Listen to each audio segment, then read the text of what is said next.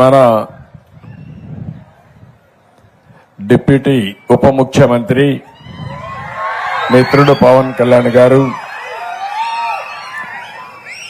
రాష్ట్రం మొత్తం గ్రామ సభలు పెట్టాలి, గ్రామ సభల్లో గ్రామ అభివృద్ధి గురించి చర్చించాలని నిర్ణయం చేయడం, నేను దానిపైన ఇది మంచి కార్యక్రమం, దీన్ని అందరం కలిసి చేయాలి, రాష్ట్రం అంతా కూడా ఒక పండుగ వాతావరణంలో ఈ కార్యక్రమం చేయాలని దీనికి శ్రీకారం చుట్టడం, అక్కడి నుంచి నేరుగా నేను కూడా భాగస్వామి కావాలని వానపల్లికి రావడం నా అదృష్టంగా భావిస్తున్నాను.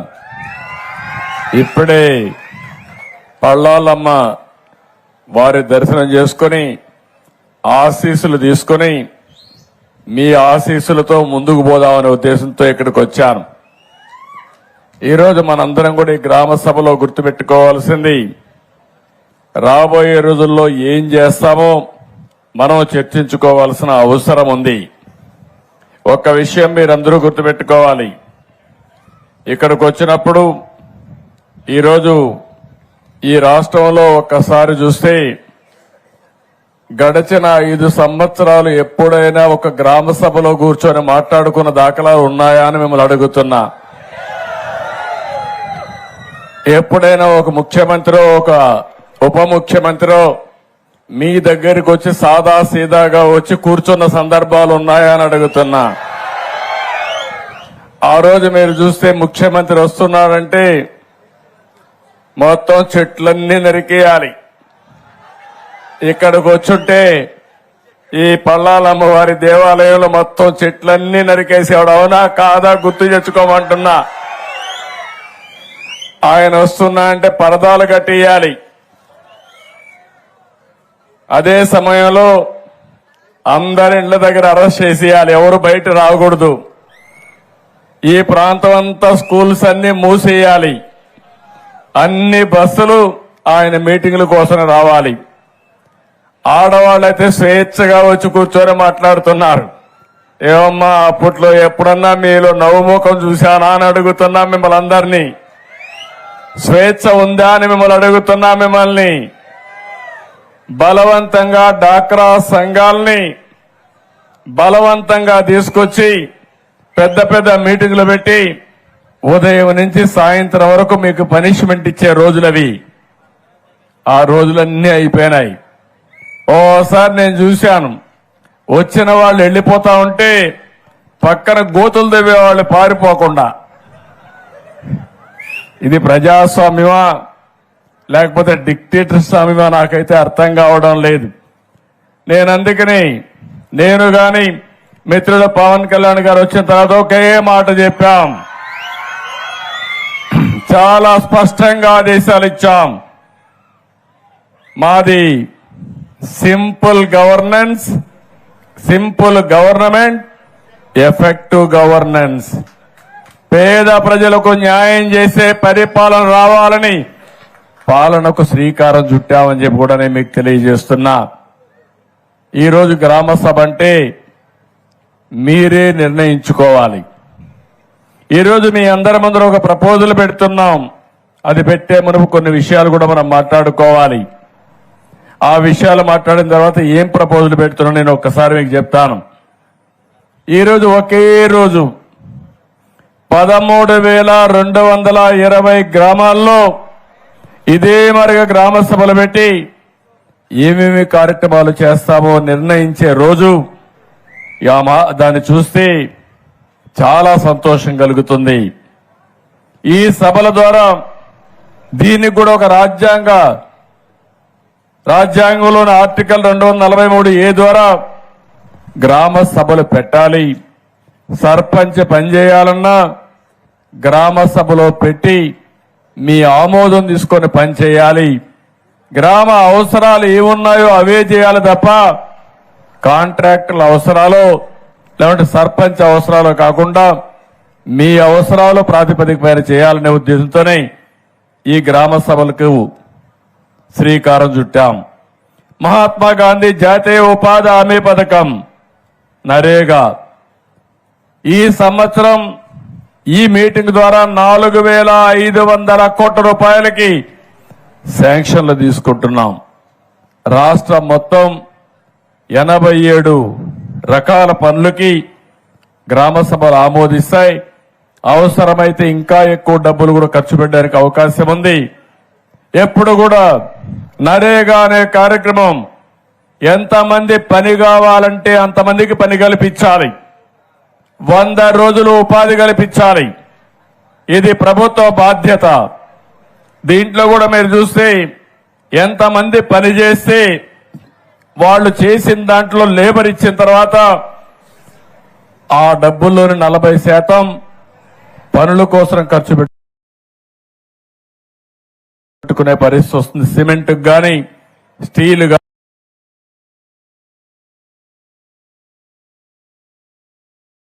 కానీ పనుల కోసం ఖర్చు పెట్టే పరిస్థితి వస్తుంది. 60-40%తో ఈ డబ్బులు వినియోగిస్తాం. ఈ రోజు మొత్తం రాష్ట్రంలో చూస్తే ఈ 4,500 కోట్లు 9 కోట్ల పని దినాలు 54 లక్షల కుటుంబాలకు పని దొరుకుతుంది. ఇదొక పెద్ద ముందడుగని చెప్పి కూడా నేను మీకు తెలియజేస్తున్నా. గ్రామాలు బాగుండాలి.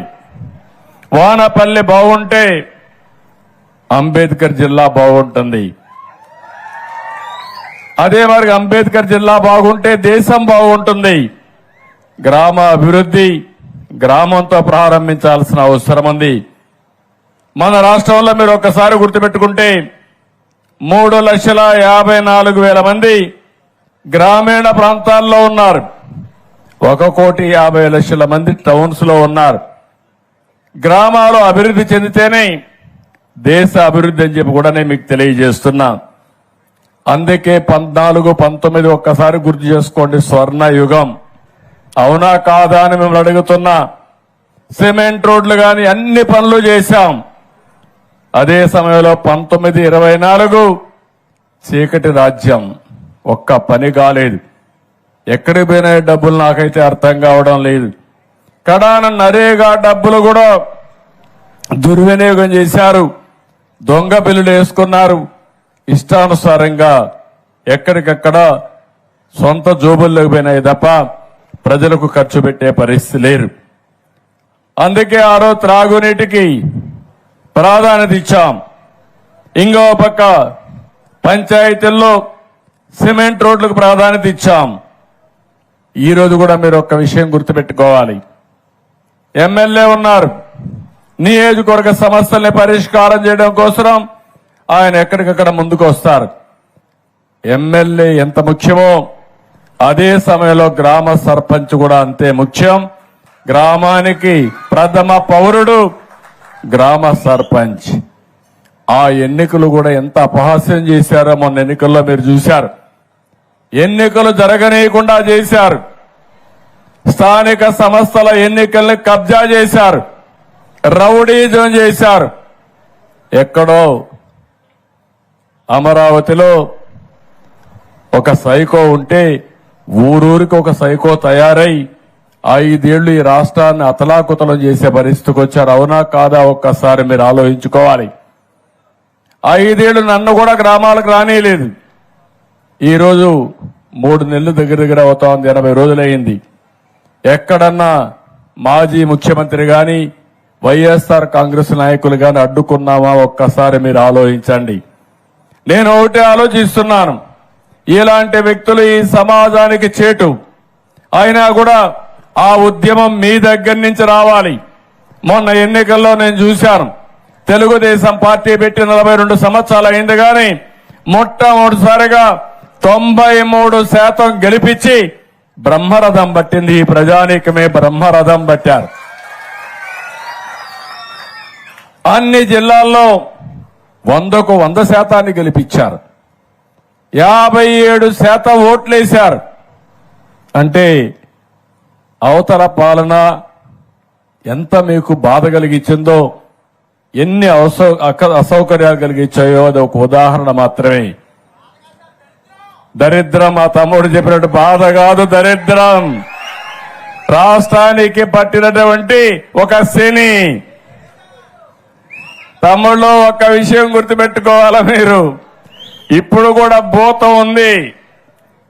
ఆ భూతాన్ని పూర్తిగా భూస్థాపితం చేస్తే తప్ప ఈ రాష్ట్రానికి ఎవరు మళ్లీ రారు. ఆ విషయం మీరు గుర్తుపెట్టుకోవాలి. మళ్లీ అంటా ఉంది ఆ భూతం లేసి నేను వస్తానని. ఏం చేస్తారు? ఏం చేస్తారు తల్లి? మీకు మంచి కావాలంటే, మీ భవిష్యత్తు ఉజ్వల భవిష్యత్తు కావాలంటే ఇలాంటి భూతాల్ని పూర్తిగా భూమిలో చిరస్థాయిగా ఏం చేయాలి? పాతేయాలి. కాంక్రీట్ కూడా వేయాలి మళ్ళా లేకుండా. అప్పుడే ఇది సాధ్యం అవుతుంది. అందుకే ఈరోజు నేను మిమ్మల్ని అందరినీ కోరేది, మా ఆలోచన ఒకటి, ఒకసారి కంపేర్ చేసుకోవాలి. 2014-19లో 27,444 కిలోమీటర్లు సిమెంట్ రోడ్లు వేశాం. మనం ఉండుంటే 100% సిమెంట్ రోడ్లు అయిపోయేటివి. 5 ఏళ్లలో 6,643 కిలోమీటర్లు వేశారు. మీ గ్రామాల్లో చెత్త ఉంది. ఆ చెత్త కూడా ఒకప్పుడు మీరు చూస్తే మరుగుదొడ్లు లేకుండా రోడ్డు మీద చెత్తేసి రోడ్ని మరుగుదొడ్డుగా వాడుకున్న రోజులవి. నేను అందుకనే స్వచ్ఛ భారత్ లో భాగంగా మా ఆడబిడ్డలు బాధపడకూడదని ఆత్మ గౌరవం పేరుతో మరుగుదొడ్లు కట్టించిన ఏకైక ప్రభుత్వం తెలుగుదేశం ప్రభుత్వం. ఆ విషయం మీరు గుర్తుపెట్టుకోవాలి. అదేవిధంగా చెత్త నుంచి సంపద సృష్టించాలని వానపల్లిలో మీ ఇంట్లోనే వచ్చి చెత్త మీ ఊర్లోనే వేస్ట్ కాంపోస్ట్ కింద తయారు చేసి అది మీ పొలాలకు ఉపయోగించుకుంటే లాభదాయకమని అలాంటి కార్యక్రమానికి శ్రీకారం చుట్టాం. ఇలాంటివి దగ్గర రాష్ట్రంలో 9,838 కేంద్రాలు ఏర్పాటు చేసి రంగులు కొట్టుకున్నాడు, రంగుల పిచ్చోడు. కానీ అది ఏమీ ఉపయోగించకుండా చేసే పరిస్థితి వచ్చింది. రంగుల మీద ఉండే పిచ్చ ఈ పేదవాళ్ల పైన ధ్యాస లేకుండా చేసే పరిస్థితికి వచ్చాడు. ఆ రోజు గ్రామాల్లో మీరు చూశారు. నేను ఒకటే ఆలోచించాను, ఎల్ఈడి బల్బులన్నీ పెట్టాను. అది కూడా ఆటోమేటిక్ గా లైటింగ్ సిస్టమ్ పెట్టాం. దగ్గర 25,22,000 ఆ రోజు వీధి దీపాలు వెలిగిస్తే ఈ దుర్మార్గుడు వచ్చి వేసిన వీధి దీపాలు 40% వెలగడం లేదు, తీసేశారు. దొంగలు అవి కూడా తీసుకెళ్లిపోయారు. ఏం చెప్పాలనో అర్థం కాదు. అంటే ఇలాంటి పాలన ఈ రాష్ట్రానికి అరిష్టం. ఆ విషయం మీరు గుర్తుపెట్టుకోవాలి. పంచాయతీ నిధులు ఈ రోజు ఇక్కడ సర్పంచ్ ఉన్నాడు, ఉత్సవ విగ్రహంగా తయారు చేశారు ఆయన్ని. ఫైనాన్స్ కమిషన్ ఇచ్చే డబ్బులు ఇవ్వకుండా డైవర్ట్ చేసుకున్నారు, వేరే పనులు ఖర్చు పెట్టారు. మేము పవన్ కళ్యాణ్ గారు వస్తామే 990 కోట్ల రూపాయలు మొన్నే రిలీజ్ చేశా. మళ్లీ 1,100 కోట్ల రూపాయలు రిలీజ్ చేయబోతున్నాం. అంటే దగ్గర 2,100 కోట్ల రూపాయలు రాబోతుంది. ఇది కాకుండా నరేగా కింద డబ్బులు వస్తాయి. ఇవన్నీ వస్తే గ్రామాల్లో అభివృద్ధి జరుగుతుంది. గ్రామాల్లో అభివృద్ధి కళ ప్రారంభిస్తామని చెప్పి కూడా నేను మీకు తెలియజేస్తున్నా. పంట కుంటలు 8,97,000 తవ్వాం. 5 ఏళ్లలో ఒకటి లేదు. హార్టికల్చర్ పనులైతే 3,60,000 ఎకరాలకు ఇచ్చాం. 5 ఏళ్లలో 1 ఎకరాకి ఇవ్వాల. ప్రతి ఒక్క దిక్కడ ఏవైతే ఈరోజు మహాత్మా గాంధీ జాతీయ గ్రామీణ ఉపాధి హామీ పథకం ఉందో నోటీస్ బోర్డులు పెట్టాం. ఊర్లలో సోషల్ ఆడిట్ చేశాం, ప్రజా చైతన్యం తీసుకొచ్చాం. 5 ఏళ్లలో ఎక్కడ చేశాడో ఎవడికి తెలియదు, ఎక్కడ భోంచేశారో ఎట్లా అరిగిందో కూడా నాకైతే అర్థం కావడంలా. అలాంటి దుర్మార్గమైన కార్యక్రమాలు చేసే పరిస్థితికి వచ్చారు. ఎన్టీఆర్ జలసిరి కింద 32,693 బోర్లేసి పంప్ సెట్లు పెట్టాం. ఈయన కూడా మాట్లాడి 2,550 పంప్ సెట్లు మాత్రం పెట్టే పరిస్థితికి వచ్చారు.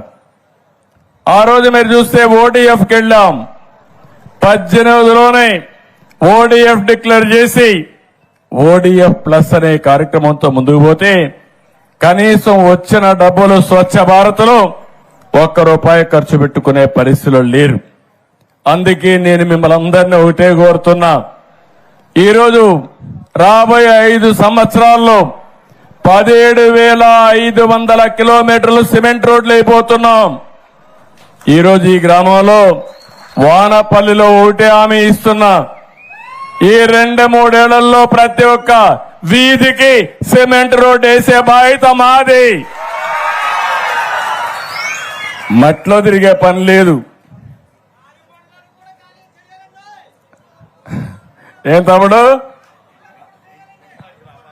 అన్ని గ్రామాలు ఇక్కడే కాదు, వానపల్లె కాదు, వానపల్లి పంచాయతీ రాష్ట్రంలో అన్ని పంచాయతీలు చేస్తాం. 5 ఏళ్లలో మీ ఇంటికి పోవాలంటే ఎక్కడి నుంచి వచ్చినా మట్టి అంటకుండా మీ కాళ్ళు నేరుగా ఇంటికి పోయేట్టుగా చేసే బాధ్యత మాది. ఎందుకు ఇది సాధ్యం కాలేదని నేను అడుగుతున్నా.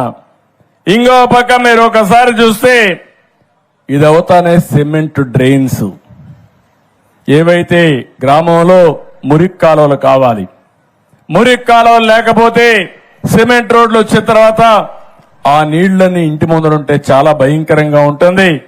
అందుకే మురికి కాలువల పైన ప్రాధాన్యత పెడుతున్నాం. 10,000 కిలోమీటర్ల మురికి కాలువలు నిర్మాణం చేసే బాధ్యత తీసుకుంటాం. వానపల్లి గాని పంచాయతీల్లో గాని ఒకటే హామీ ఇస్తున్నా, ఈ గ్రామాలన్నింటిలో 100% మురికి కాలువలు నిర్మాణం చేసే బాధ్యత తీసుకుంటామని చెప్పి కూడా నేను మీకు తెలియజేస్తున్నా. ఇది కాకుండా ఇంకో పక్కన 2,500 కిలోమీటర్ల బీటీ రోడ్డు వేస్తాం.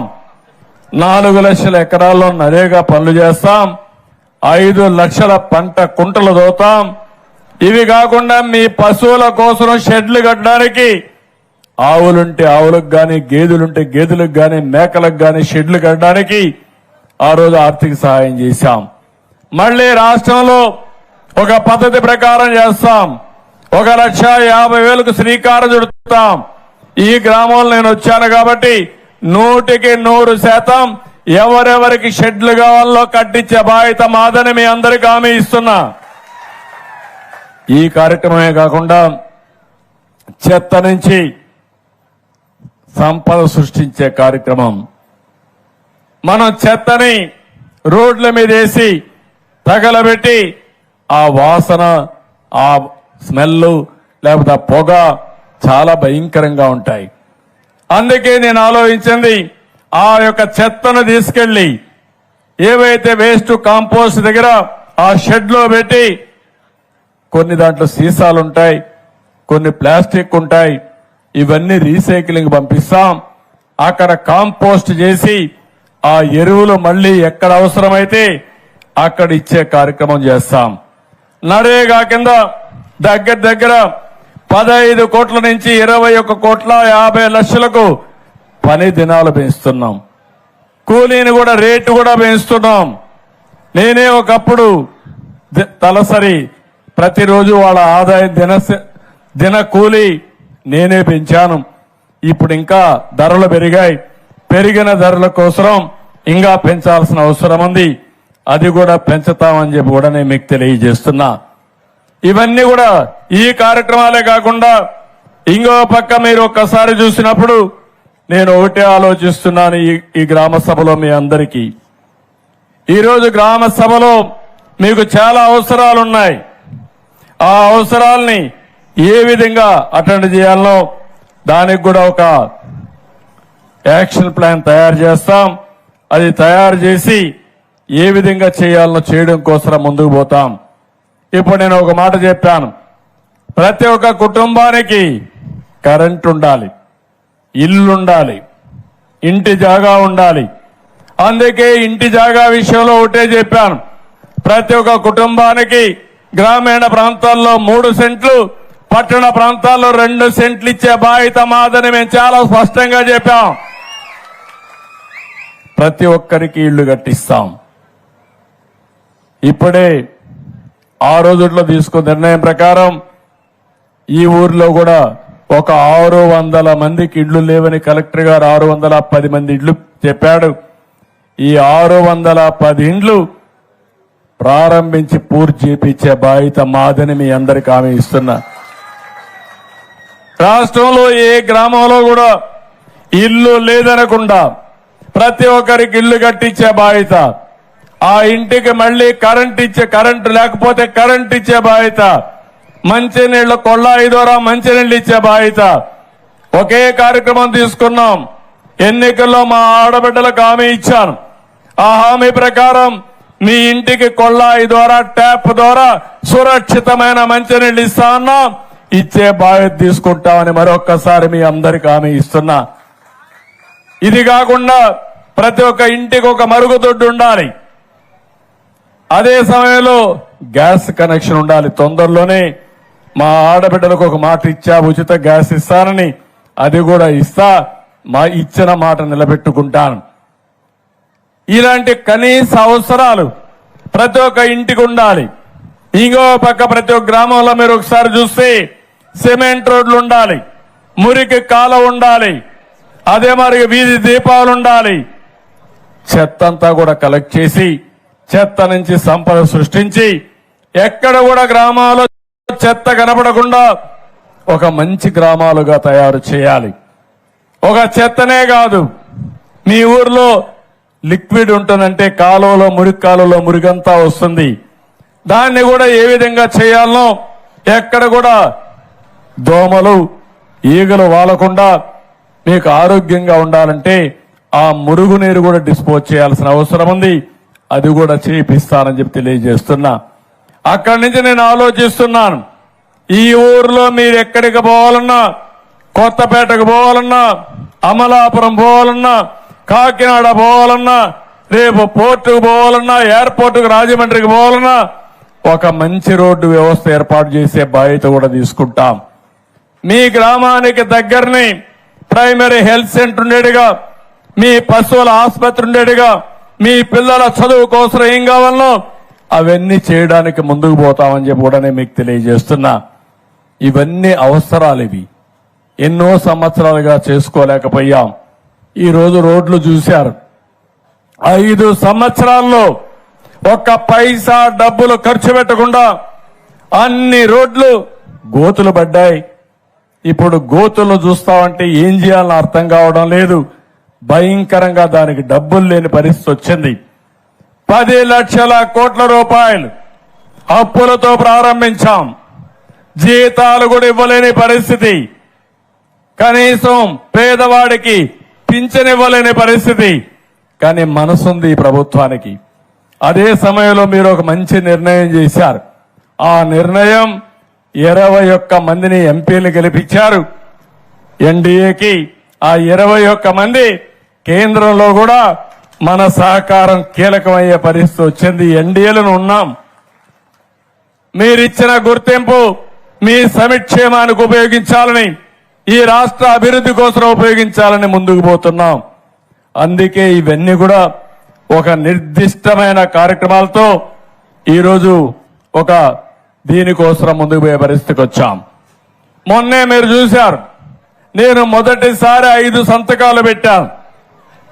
మొదటి సంతకం మా తమ్ముళ్లకు ఉపాధి కల్పించడానికి డిఎస్సి, మెగా డిఎస్సి 16,347 ఉద్యోగాలు ఇప్పిస్తున్నాం.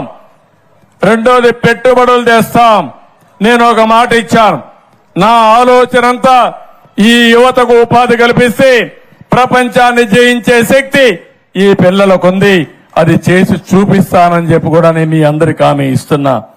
ఇది కాకుండా రెండో సంతకం ల్యాండ్ టైటిలింగ్ యాక్ట్ రద్దు చేసని పెట్టా. మీరందరూ చూస్తున్నారు. ఇప్పుడు కూడా మీది పట్టాదారు పుస్తకం మీది. మీ నాన్నో మీ తాతో భూమి ఇచ్చాడు. బొమ్మ ఎవరిది? బొమ్మ ఎవరిది అంటున్నా. ఇది న్యాయమా ఇది అని అడుగుతున్నా మిమ్మల్ని. వాళ్ళ తాత ఇచ్చాడా? వాళ్ళ నాన్న ఇచ్చాడా మీకు ఆ భూమి? కాదు. వేస్తే మీ ఫోటో వేయాలి దానిపైన. అందుకే నేను ఒకటే ఆలోచించాను, అది కూడా నిర్ణయం చేశాం. రాజా ముద్రతో మళ్లీ పట్టాదారు పాసు పుస్తకాలకు మీకు ఇచ్చే బాధ్యత మాది. గవర్నమెంట్ ఎంబ్లం ఉండాలి తప్ప వ్యక్తుల పెత్తనం కాదు, వ్యక్తుల అయిష్టాలు కాదు. ఇంకో పక్కన ల్యాండ్ టైటిలింగ్ యాక్ట్ తీసుకొచ్చాడు. అది చూస్తే నాకే భయం వేస్తా ఉంది. నా భూమి కూడా నా పేరుతో ఉండదు ఆ చట్టంగా అమల్లోకి వస్తే. అలాంటి ఒక భయంకరమైన చట్టాన్ని తీసుకొచ్చాడు. ఆయన సాక్షిలో ఉండే గుమస్తాలు పెట్టుకుని మీ భూమి ఎవరికి కావాలంటే ఒకటి రాయిస్తే ఇంకా మీరు కోర్టుకు పోవాలంటే కూడా లేకుండా నేరుగా వానపల్లి నుంచి అమరావతి హైకోర్టుకు రావాలి. ఎంతమంది వస్తారు హైకోర్టుకు అడుగుతున్నా. ఇలాంటి దుర్మార్గమైన ఆలోచనలు మనందరి జుట్టు పట్టుకొని ఆడించాలనుకుంటే భగవంతుడు ఇప్పుడు అతన్ని ఎక్కడ పెట్టాలో అక్కడ పెట్టే పరిస్థితికి వచ్చారు. అది చరిత్ర అని చెప్పి కూడా నేను మీకు తెలియజేస్తున్నాను. అందుకే నిన్న మొన్న అంటున్నాడు, మీరు హోదా ఇవ్వలేదు కానీ ఆయనకు హోదా కావాలంట, ప్రతిపక్ష హోదా. ప్రజలు ఇస్తే వచ్చేది హోదా, ప్రజలు గెలిపిస్తే వచ్చేది పదవి. అట్లా కాకుండా దబాయిస్తేనో నేరాలు చేస్తేనో బెదిరిస్తేనో వచ్చేది కాదు. అవునా కాదా అని మిమ్మల్ని అడుగుతున్నా. ఇలాంటి తప్పుడు పనులతో వచ్చే పరిస్థితికి వచ్చాడు. సామాజిక పింఛన్లు, నేను దానికి ఒక పేరు కూడా పెట్టా. పేదల సేవలో మొదటి తారీఖు ప్రతి ఒక్క ఆఫీసర్, ప్రతి ఒక్క పాలిటీషియన్ మొదటి తారీఖున దర్శనం చేసుకోవాల్సింది పేదవాళ్ళని దర్శనం చేసుకోవాలి. వాళ్లకు పింఛన్ ఇవ్వాలి. 3,000 రూపాయలు పింఛన్ ఉంటే ఒకేసారి 4,000 రూపాయలు పింఛను పెంచిన పార్టీ ఎన్డీఏ గవర్నమెంట్. అవునా కాదా అని మిమ్మల్ని అడుగుతున్నా. ఆ రోజు అన్నారు ఈ పింఛన్ ఇవ్వాలంటే వాలంటీర్లు ఉండాలని. వాలంటీర్లు లేకుండా ఉన్నారని దగ్గర మంచి మేలో జూన్లో మీరు చూస్తే 35 మందిని చంపేశారు ముసలివాళ్ళని ఎండలో తిప్పి. నేనన్నా 1 గంట నాకు అధికారం ఉంటే ఏం చేస్తానో చేసి చూపిస్తానని చెప్పి ఈ రోజు మీరు చూశారు. తొలి రోజే 99% పింఛన్లు ఇచ్చాం వాలంటీర్లు లేకుండా ప్రభుత్వ యంత్రాంగంతో. అవునా కాదా? అసాధ్యం అని చెప్పి మాయ మాటలు చెప్పారు, అది సుసాధ్యం చేశాం. నేను అందుకని ఎవరైతే వికలాంగులు ఉన్నారో 3,000 నుంచి 6,000 చేశాం. ఇంకో పక్క కొంతమంది పాపం జీవితాంతం సఫర్ అవుతూ ఎయిడ్స్ వచ్చినా కిడ్నీ పోయినా అవస్థ పడితే వాళ్ళకి 10,000 ఇచ్చాం. కొంతమంది లేచి తిరగలేని వాళ్ళకి 15,000 రూపాయలు నెలకు పింఛన్ ఇచ్చిన పార్టీ ఈ ఎన్డీఏ ప్రభుత్వం అని చెప్పి కూడా నేను మీకు తెలియజేసి 15,000 ఇస్తున్నాం. ఎందుకంటే వాళ్ళు తిరగరు, వాళ్ళకు సేవ చేయాలి, వీళ్ళకు కూడా కూలిపోతుంది. అలాంటప్పుడు వీళ్ళని ఆదుకోవాలనే ఉద్దేశంతో 15,000 ఇచ్చాం. నేను ఒకటే చెప్తున్నా, భవిష్యత్తులో కూడా మొదటి తారీఖున మీకు అందరికీ పింఛన్లు ఇస్తాం.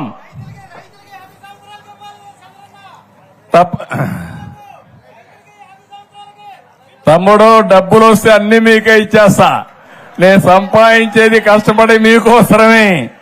సంపద సృష్టిస్తా, ఆ సంపద పేదవాళ్లకు పంచుతానే ఉంటా. అలు పెరగని పోరాటం చేస్తాం దీనికోసం. ఇందులో రాజీ లేదు. అదే మాదిరిగా మీరు ఒక్కసారి ఆలోచిస్తే మా ఉద్యోగస్తులకు కూడా మొదటి తారీఖు జీతాలు ఇచ్చాం. ఒకప్పుడు ఉద్యోగస్తులకు జీతాలు వచ్చేటివి కాదు, పెన్షనర్లకి పెన్షన్ వచ్చేది కాదు. ఈ రోజు అసాధ్యం అనుకున్న పనుల్ని సాధ్యం చేశాం. ఒకేసారి 100 క్యాంటీన్లు పెట్టాం. ఈ నెలలో మిగిలిన క్యాంటీన్లు పెడతాం. అక్టోబర్లో మొత్తం సెప్టెంబర్లో పెట్టి 203 క్యాంటీన్లు పెట్టి 5 రూపాయల పూటకి 3 పూటలు కలిస్తే 15 రూపాయలకి పేదవాడికి కడుపు నిండా తిండి పెట్టే బాధ్యత మాదని మరొకసారి హామీ ఇస్తున్నా. చాలా మంది దాతల ముందుకు వచ్చారు. ఒక్కొక్కరైతే ₹1,00,00,000 దానం ఇస్తున్నారు, విరాళాలు ఇస్తున్నారు. ఎన్టీ రామారావు గారు పెట్టినటువంటి అన్నదానం ఒక్క పైసా పెట్టుబడి లేకుండా ఈరోజు దాతలు ఇచ్చిన డబ్బులతో మళ్ళా వడ్డీ వస్తా ఉంది, ఇంకా పెరుగుతా ఉంది. 1,00,000 మందికి భోజనం పెట్టినా అలు పెరగకుండా కార్యక్రమం ముందుకు పోయే పరిస్థితికి వచ్చింది. ఇంకో పక్క స్కిల్ డెవలప్మెంట్ చేస్తున్నాం. నేను ఒకటే మిమ్మల్ని అందరినీ ఎక్కువ వాళ్ళందరినీ కోరుతున్న, వానపల్లిలో చదువుకున్న యువత చాలా మంది ఉన్నారు. కానీ ఉద్యోగం కావాలంటే కొన్ని నైపుణ్యాలు కూడా కావాలి. ఆ నైపుణ్యాన్ని మనం నేర్చుకోవాలి. అది నేర్చుకుంటే మీ ఆదాయం రెట్టింపు కానీ ఎక్కువ ఆదాయం వచ్చే పరిస్థితి వస్తుంది. అందులో అనేక రకాలుగా ఉంటాయి. నేను ఒకసారి స్కిల్ సెన్సస్ చేసి అందరి యొక్క నైపుణ్యాన్ని ఏ విధంగా పెంచాలి, ఎలాంటి నైపుణ్యాలు భవిష్యత్తుకు అవసరం, అలాంటి కార్యక్రమాలు కూడా ఆలోచిస్తున్నానని చెప్పి కూడా నేను మీకు తెలియజేస్తున్నా. ఇక్కడనే ఇంకొక మాట కూడా మీకు చెప్పాలి. ఈరోజు టెక్నాలజీ వచ్చింది. మా చెల్లెమ్మ అయితే మొత్తం రికార్డ్ చేస్తా ఉంది. మొత్తం మీటింగ్ అంతా రికార్డ్ చేస్తుంది అక్కడ కూర్చొని నిలబడుకొని. ఇలాంటి వాళ్ళు ఫోటో కావాలంటే సెల్ఫీలు తీసుకుంటున్నారు. అదే మరిగా అనేక విధాలుగా బెనిఫిట్స్ వచ్చాయి. టెక్నాలజీ ఏ లెవెల్కి వెళ్ళిందంటే మీ ఊర్లో ఎక్కడన్నా దోమ ఉంది అంటే ఆ దోమను చూసి ఆ దోమ పైనే మందు కొట్టి చంపే పరిస్థితికి వస్తా ఉంది, నివారించే పరిస్థితికి వస్తా ఉంది. ఈ రోజు మీ పొలంలో ఏదైనా పొలంలో పంట ఉంటే పంటకు తెగులు వచ్చిందా లేదా మీకు తెలియకపోతే ఒక యాప్ డౌన్లోడ్ చేసుకుని ఆ పంట ఫోటో తీసి పెడితే తెగులుందో లేదో చెప్తుంది. తెగులుందని చెప్తే పొలమంతా మందు కొట్టకుండా ఎక్కడ తెగులుందో అక్కడనే డ్రోన్ పంపిస్తే అక్కడనే మందు కొట్టి దాన్ని కంట్రోల్ చేసే పరిస్థితి వస్తుంది.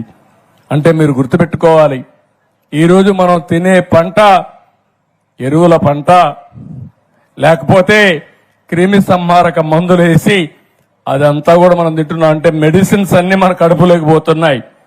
ఇలాంటిగాని వస్తే ఇప్పటికే మీరు చూస్తున్నారు. నేను ప్రకృతి సేద్యం కోసం ముందుకు పోయాను. 12 లక్షల ఎకరాల్లో ఈరోజు ప్రకృతి సేద్యం జరుగుతా ఉంది. ఈ 5 ఏళ్లలో 20 లక్షల మంది రైతులు 50 లక్షల ఎకరాల్లో ప్రకృతి సేద్యానికి శ్రీకారం చుట్టబోతున్నారు. ఇక్కడ నేను ఒకటే ఆలోచిస్తున్నా, తక్కువ ఖర్చు కావాలి వ్యవసాయానికి, పెట్టుబడి తగ్గించాలి, ఆదాయాన్ని పెంచాలి, ఆదాయం ఎక్కువ వచ్చే పంటలకు మీరు వెళ్ళాలి. ఇలాంటి వినూత్నమైన ఆలోచనలు ఈ గ్రామ సభలో చేస్తే మీ ఆదాయం పెరుగుతుంది, తద్వారా మీ జీవితాలు బాగుంటాయని చెప్పి కూడా నేను మీకు తెలియజేస్తున్నా. నేను ఉచిత ఇసుక ఇస్తానని చెప్పాం. ఈరోజు ఉచిత ఇసుక విధానానికి శ్రీకారం చుట్టాం. ఈరోజు మీ పక్కనే గోదావరి ఉంది, కానీ గోదావరి ఉంది, మీకు ఇసుక దొరకన ఇబ్బందులు వచ్చాయి. భవిష్యత్తులో ఒకటి హామీ ఇస్తున్నా, మీ ఇంటికి మీరు మీ పంచాయతీలో ఇసుక కావాలని ఒక లెటర్ పెడితే మీ ఇంటికే వచ్చే విధానానికి శ్రీకారం చుడతా. ఖర్చులు అక్కడ సీనరేజీ ఆ ట్రాన్స్పోర్ట్ తప్ప ఒక్క పైసా భారం మీ మీద పడకుండా ఎక్కువ మీకు ఇసుక సరఫరా చేసే బాధ్యత మాదని మీ అందరికి హామీ ఇస్తున్నా. దీంట్లో చిన్న చిన్న సవాళ్లున్నాయి. కొంతమంది ట్రాన్స్పోర్ట్లు కోరుతున్నా. మీరు కూడా గుర్తుపెట్టుకోవాలి, మీ వ్యాపారాలు జరగాలి కానీ పేద ప్రజల్ని వేధించే మార్గం ఉండకూడదు. మీరు రావడం 2-3 రోజులు ఆ లారీ అక్కడ పెట్టుకోవడం, అక్కడి నుంచి 2 రోజుల వెయిటింగ్ ఛార్జీలు కూడా ఎవరైతే వినియోగదారు ఉన్నాడో ఇసుక కావాలని వాళ్ళు ఎత్తినేసే పరిస్థితికి వచ్చారు. అందుకే నేను ఒకటే మాట చెప్పాను, ఎవరు కావాలన్నా ఇసుక బుక్ చేసుకుంటారు, లారీ వస్తుంది, ఆ లారీలో 1 గంట లోడ్ చేస్తారు, నేరుగా తీసిపి వదిలేసి వస్తారు. ఒక నూతనమైన విధానానికి శ్రీకారం చుట్టాం. సెప్టెంబర్ 11 నుంచి ఈ విధానానికి శ్రీకారం చుట్టి ఇప్పుడు కూడా రిజిస్ట్రేషన్ చేసుకోమన్నాం. రిజిస్ట్రేషన్ చేసుకుంటేనే ఇసుక నేరుగా మీ ఇంటికి వచ్చే విధానం. మీ సచివాలయానికి పోయి మీకు ఎంత ఇసుక కావాలనో ఆ ఇసుక రిజిస్ట్రేషన్ చేసుకుని డబ్బులు కట్టేస్తే నేరుగా లారీతో మీకు వస్తుంది. మీరే లారీ తీసేపోయి తీసుకొచ్చుకుంటామంటే దానికి కూడా మీకు ఒక టోకెన్ ఇస్తారు, మీరే పోయి తెచ్చుకోవచ్చు అని చెప్పి నేను మీకు తెలియజేస్తున్నా. ట్రాక్టర్ అవసరమైతే ట్రాక్టర్ కూడా తీసేపోయి మీరే తెచ్చుకోవచ్చు. ఇంకో పక్క ఈ సంవత్సరం వర్షాలు కూడా పడ్డాయి. నిన్న కూడా వర్షం పడింది. నేను వచ్చే వరకు వర్షం పడతా ఉంది. శుభ సూచకం.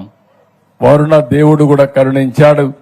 ఇంకా రాబోయే రోజుల్లో కరువు అనే మాట లేకుండా చేసుకోవడానికి శ్రీకారం చుడుతున్నాం. మీ పక్కనే పోలవరం ఉంది. పోలవరం రాష్ట్రానికి ఒక వరం. కానీ దుర్మార్గుడు వచ్చి అక్కడ పోలవరాన్ని కూడా గోదావరిలో కలిపేశాడు. డయాఫామ్ వాల్ నాశనం అయిపోయింది.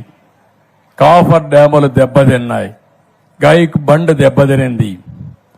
2021కి అయిపోవలసిన ప్రాజెక్టు ఈరోజు మొత్తం పడకేసే పరిస్థితి వచ్చింది.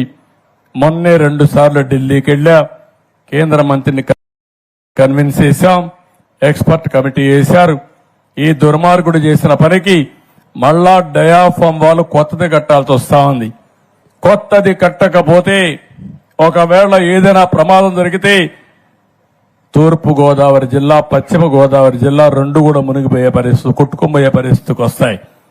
అందుకని 440 కోట్ల రూపాయలతో ఆ రోజు పూర్తి చేశాం. అది పోయింది. ఇప్పుడు 990 కోట్ల రూపాయల అదనపు భారం పడతా ఉంది. అయినా కూడా పర్వాలేదు, మీ క్షేమం కోసం కొత్త డయాఫామ్ వాల్ ప్రారంభిస్తాం. తొందరలోనే వీలైనంత తొందరలో పోలవరాన్ని పూర్తి చేసి మీకు 3 పంటలు కావాలని మీకు ఇస్తాం. రాష్ట్రానికి మొత్తం నీటి సరఫరా చేసే బాధ్యత ఈ పోలవరం తీసుకుంటుందని చెప్పి కూడా మీకు తెలియజేస్తున్నా. ఇది కాకుండా మొన్నే రైతులకి 1674 కోట్ల రూపాయలు ధాన్యం బకాయిలు చెల్లించాం. భవిష్యత్తులో ఒకటే చెప్తున్నాను, మీరు ధాన్యం ఇచ్చినటువంటి 2 రోజులకు 48 గంటల్లో మీకు డబ్బులు ఇచ్చే బాధ్యత మాదని మీ అందరికీ హామీ ఇస్తున్నా. ఒక నిర్దిష్టమైన విధానాలతో ఈ ప్రభుత్వం మేము ముందుకు వస్తాం. ఎక్కడికక్కడ ఒక బాధ్యతాయుతంగా జవాబుదారితనంతో కార్యక్రమాలు చేస్తాం. ఎంత దుర్మార్గం అంటే కేంద్రం కొన్ని వేల కోట్ల రూపాయలు వివిధ కార్యక్రమాలకు ఇస్తారు. ఆ డబ్బులంతా డైవర్ట్ చేయడం, దుర్వినియోగం చేయడం. ఇప్పుడు కేంద్రం డబ్బులు కూడా ఇవ్వలేని పరిస్థితి వచ్చింది. ఇవ్వమని చెప్పారు, నిలిపేశారు. మనం నేను ఢిల్లీకి పోయి అడిగితే మీ రాష్ట్రంలో మేము ఇచ్చిన డబ్బులకు అకౌంట్ చెప్పడం లేదు, ఏమైనా మాకు తెలియదు, కాబట్టి మేము డబ్బులు ఇవ్వమంటే దానికి కూడా జవాబుదారీతనం తీసుకుని ఎప్పటికప్పుడు ఆ డబ్బులన్నీ పే చేసి మళ్ళా ఆ అకౌంట్స్ అని తీసి వాళ్ళకి ఇచ్చి కొత్తగా డబ్బులు కూడా తీసుకొస్తున్నామని చెప్పి కూడా నేను మీకు తెలియజేస్తున్నా. ఇలాంటివన్నీ కూడా మనం చేసి మనం ముందుకు పోయే పరిస్థితికి వచ్చాం. ఇక్కడికి వచ్చినప్పుడు ఒక విషయం మీరు గుర్తుపెట్టుకోవాలి. ఈ గ్రామానికి వచ్చినప్పుడు ఇక్కడ సమస్యలు కొన్ని ఉన్నాయి. ఈ సమస్యల్ని ఇప్పుడే మన వాళ్ళు ఒక 10 కోట్ల రూపాయలకి 16 వర్కులు ఇచ్చారు మొత్తం పంచాయతీ అంతా. ఈ గ్రామంలో సీసీ రోడ్లు 12 వేయాలని, 9.3 కిలోమీటర్లు వేయాలని, దీనికి 5,60,00,000 అవుతుంది.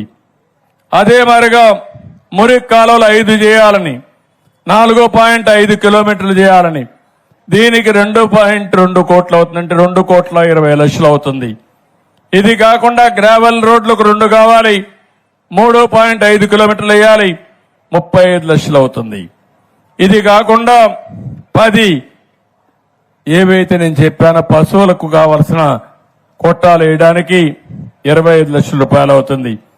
దగ్గర దగ్గర 10 మంది 10 ఎకరాల్లో హార్టికల్చర్ పెట్టుకుంటామన్నారు, దీనికి 10,50,000 అవుతుంది. ఇది కాకుండా మీరు చూస్తే అవెన్యూ ప్లాంటేషన్ వీటన్నిటికీ దగ్గర దగ్గర 8 లక్షలు అవుతుంది చెట్లు పెట్టడానికి. ఇంకో పక్కన పని కల్పించడానికి ట్రెంచులు తవ్వడానికి ఒక 9 లక్షలు అవుతుంది. అదేవిధంగా కొంతమంది రెయిన్ వాటర్ హార్వెస్టింగ్ కోసం ఒక 5.5 లక్షలు అవుతుంది. కమ్యూనిటీ సోక్ పిట్స్ అంటే ఈ నీళ్లన్నీ ఎక్కడికక్కడ సింక్ చేయడానికి దీనికి కూడా ఒక 1,20,000 అవుతుంది. ఇవి కాకుండా కొంతమంది ఇండివిజువల్ గా మేము కూడా దూకోవాలన్నారు మరుగుదొడ్డు కోసం. అలాంటి వారికి సోక్ పిట్ దూకితే ఒక 60 లక్షలు కావాలన్నారు. ఇవి కాకుండా ఇంకొక పక్క దగ్గర దగ్గర 600 మీటర్లు మట్టి మురం రోడ్డు కావాలన్నారు, దీనికి కూడా 3,60,000 అవుతుంది. ట్యాంక్ రిపేరుకు ఒక 12 లక్షలు అవుతుంది. కాలువల రిపేరుకి 4,25,000 అవుతుంది. బరియల్ గ్రౌండ్ కి మొత్తం ల్యాండ్ చేసి కాంపౌండ్ వాళ్ళు కట్టాలంటే 1,20,00,000 అవుతుంది. అది కూడా ప్రపోజల్ పెట్టారు. ఇది కాకుండా ఫీల్డ్ కాలువలకి 46,000 అవుతుంది.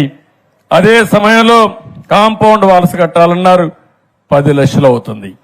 మొత్తం కలిసి 16 పనులు, మొత్తం దీనికి 10,20,00,000 అవుతుంది.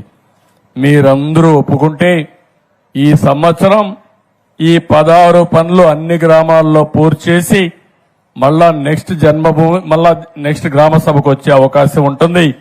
ఈ పనులు గాని మీరందరూ ఒప్పుకుంటే పూర్తి చేస్తారని చెప్పి కూడా నేను మీకు తెలియజేస్తున్నా. మీరందరూ కూడా చెప్పాల్సిన అవసరం ఉంది. మీ అందరూ కూడా ఆమోదయోగ్యం ఇవ్వాల్సిన అవసరం ఉంది. ఇది కాకుండా ఇంకొక పక్కన మీ గ్రామంలో చూస్తే ఆదాయం కూడా ఎప్పుడు కూడా డబ్బులు కావాలి, నరేగా డబ్బులు వస్తాయి. ఇంకో పక్క మీకు ఫైనాన్స్ కమిషన్ డబ్బులు వస్తాయి. వివిధ రూపేణ క్రమంలో మీ సర్పంచ్ కూడా బాగా పనిచేస్తున్నట్టున్నాడు. 3వ సర్పంచ్ అయినట్టు, ఒకసారి ఆయన భార్య మళ్ళా అయినట్టున్నాడు. అంటే ప్రజాదరణ పొందిన వ్యక్తి పంచాయతీ సర్పంచ్ కావడం సంతోషం. మనిషి సిన్సియర్ గా ఉన్నాడు, నీతి నిజాయితీ కనబడుస్తున్నాడు. ఇది శుభ పరిణామం. మీ అందరికీ ప్రొఫెషనల్ ట్యాక్స్ కింద 2,76,111 రూపాయలు వస్తుంది. తలసరి ఆదాయం గ్రాంటు 1,14,480 రూపాయలు వస్తుంది. స్టాంప్ డ్యూటీ కింద 11,81,189 రూపాయలు వస్తుంది. హౌస్ ట్యాక్స్ ప్రాపర్ గా కలెక్ట్ చేసుకుంటే 18,99,711 రూపాయలు వస్తాయి. మామిడి యార్డు మార్కెట్ వేలం వల్ల 5,06,54,350 రూపాయలు వస్తుంది. 15వ ఆర్థిక సంఘ నిధులు 72,84,005 రూపాయలు వస్తాయి. మొత్తం ఆదాయం చూస్తే 1,14,09,845 రూపాయల ఆదాయం వస్తుంది. కానీ ఊర్లో జనాభా కూడా 12,000 జనాభా ఉంది. పెద్ద గ్రామం, కొన్ని మండలాలు కూడా ఇంతే జనాభా ఉంటాయి. అలాంటి గ్రామం ఇది. ఇక్కడ మీరు చూస్తా ఉంటే 5,411 మంది మహిళలున్నారు, 5,544 మంది మగవాళ్లు ఉన్నారు. ఓటర్లు 8,799 ఉన్నాయి. మొత్తం ఇళ్లు 3,872 ఇళ్లున్నాయి. చదువుకున్న వాళ్ళు 72%. ఇది కూడా 2011 సెన్సస్. ఇప్పుడైతే 90%, 95% ఉంటుంది. చాలా వరకు ఇంప్రూవ్ అయి ఉంటుంది. రైతులు 1,660 మంది ఉన్నారు. రైతు కూలీలు 2,368 మంది ఉన్నారు.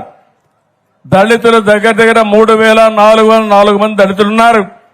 గిరిజనులు 53 మంది ఉన్నారు.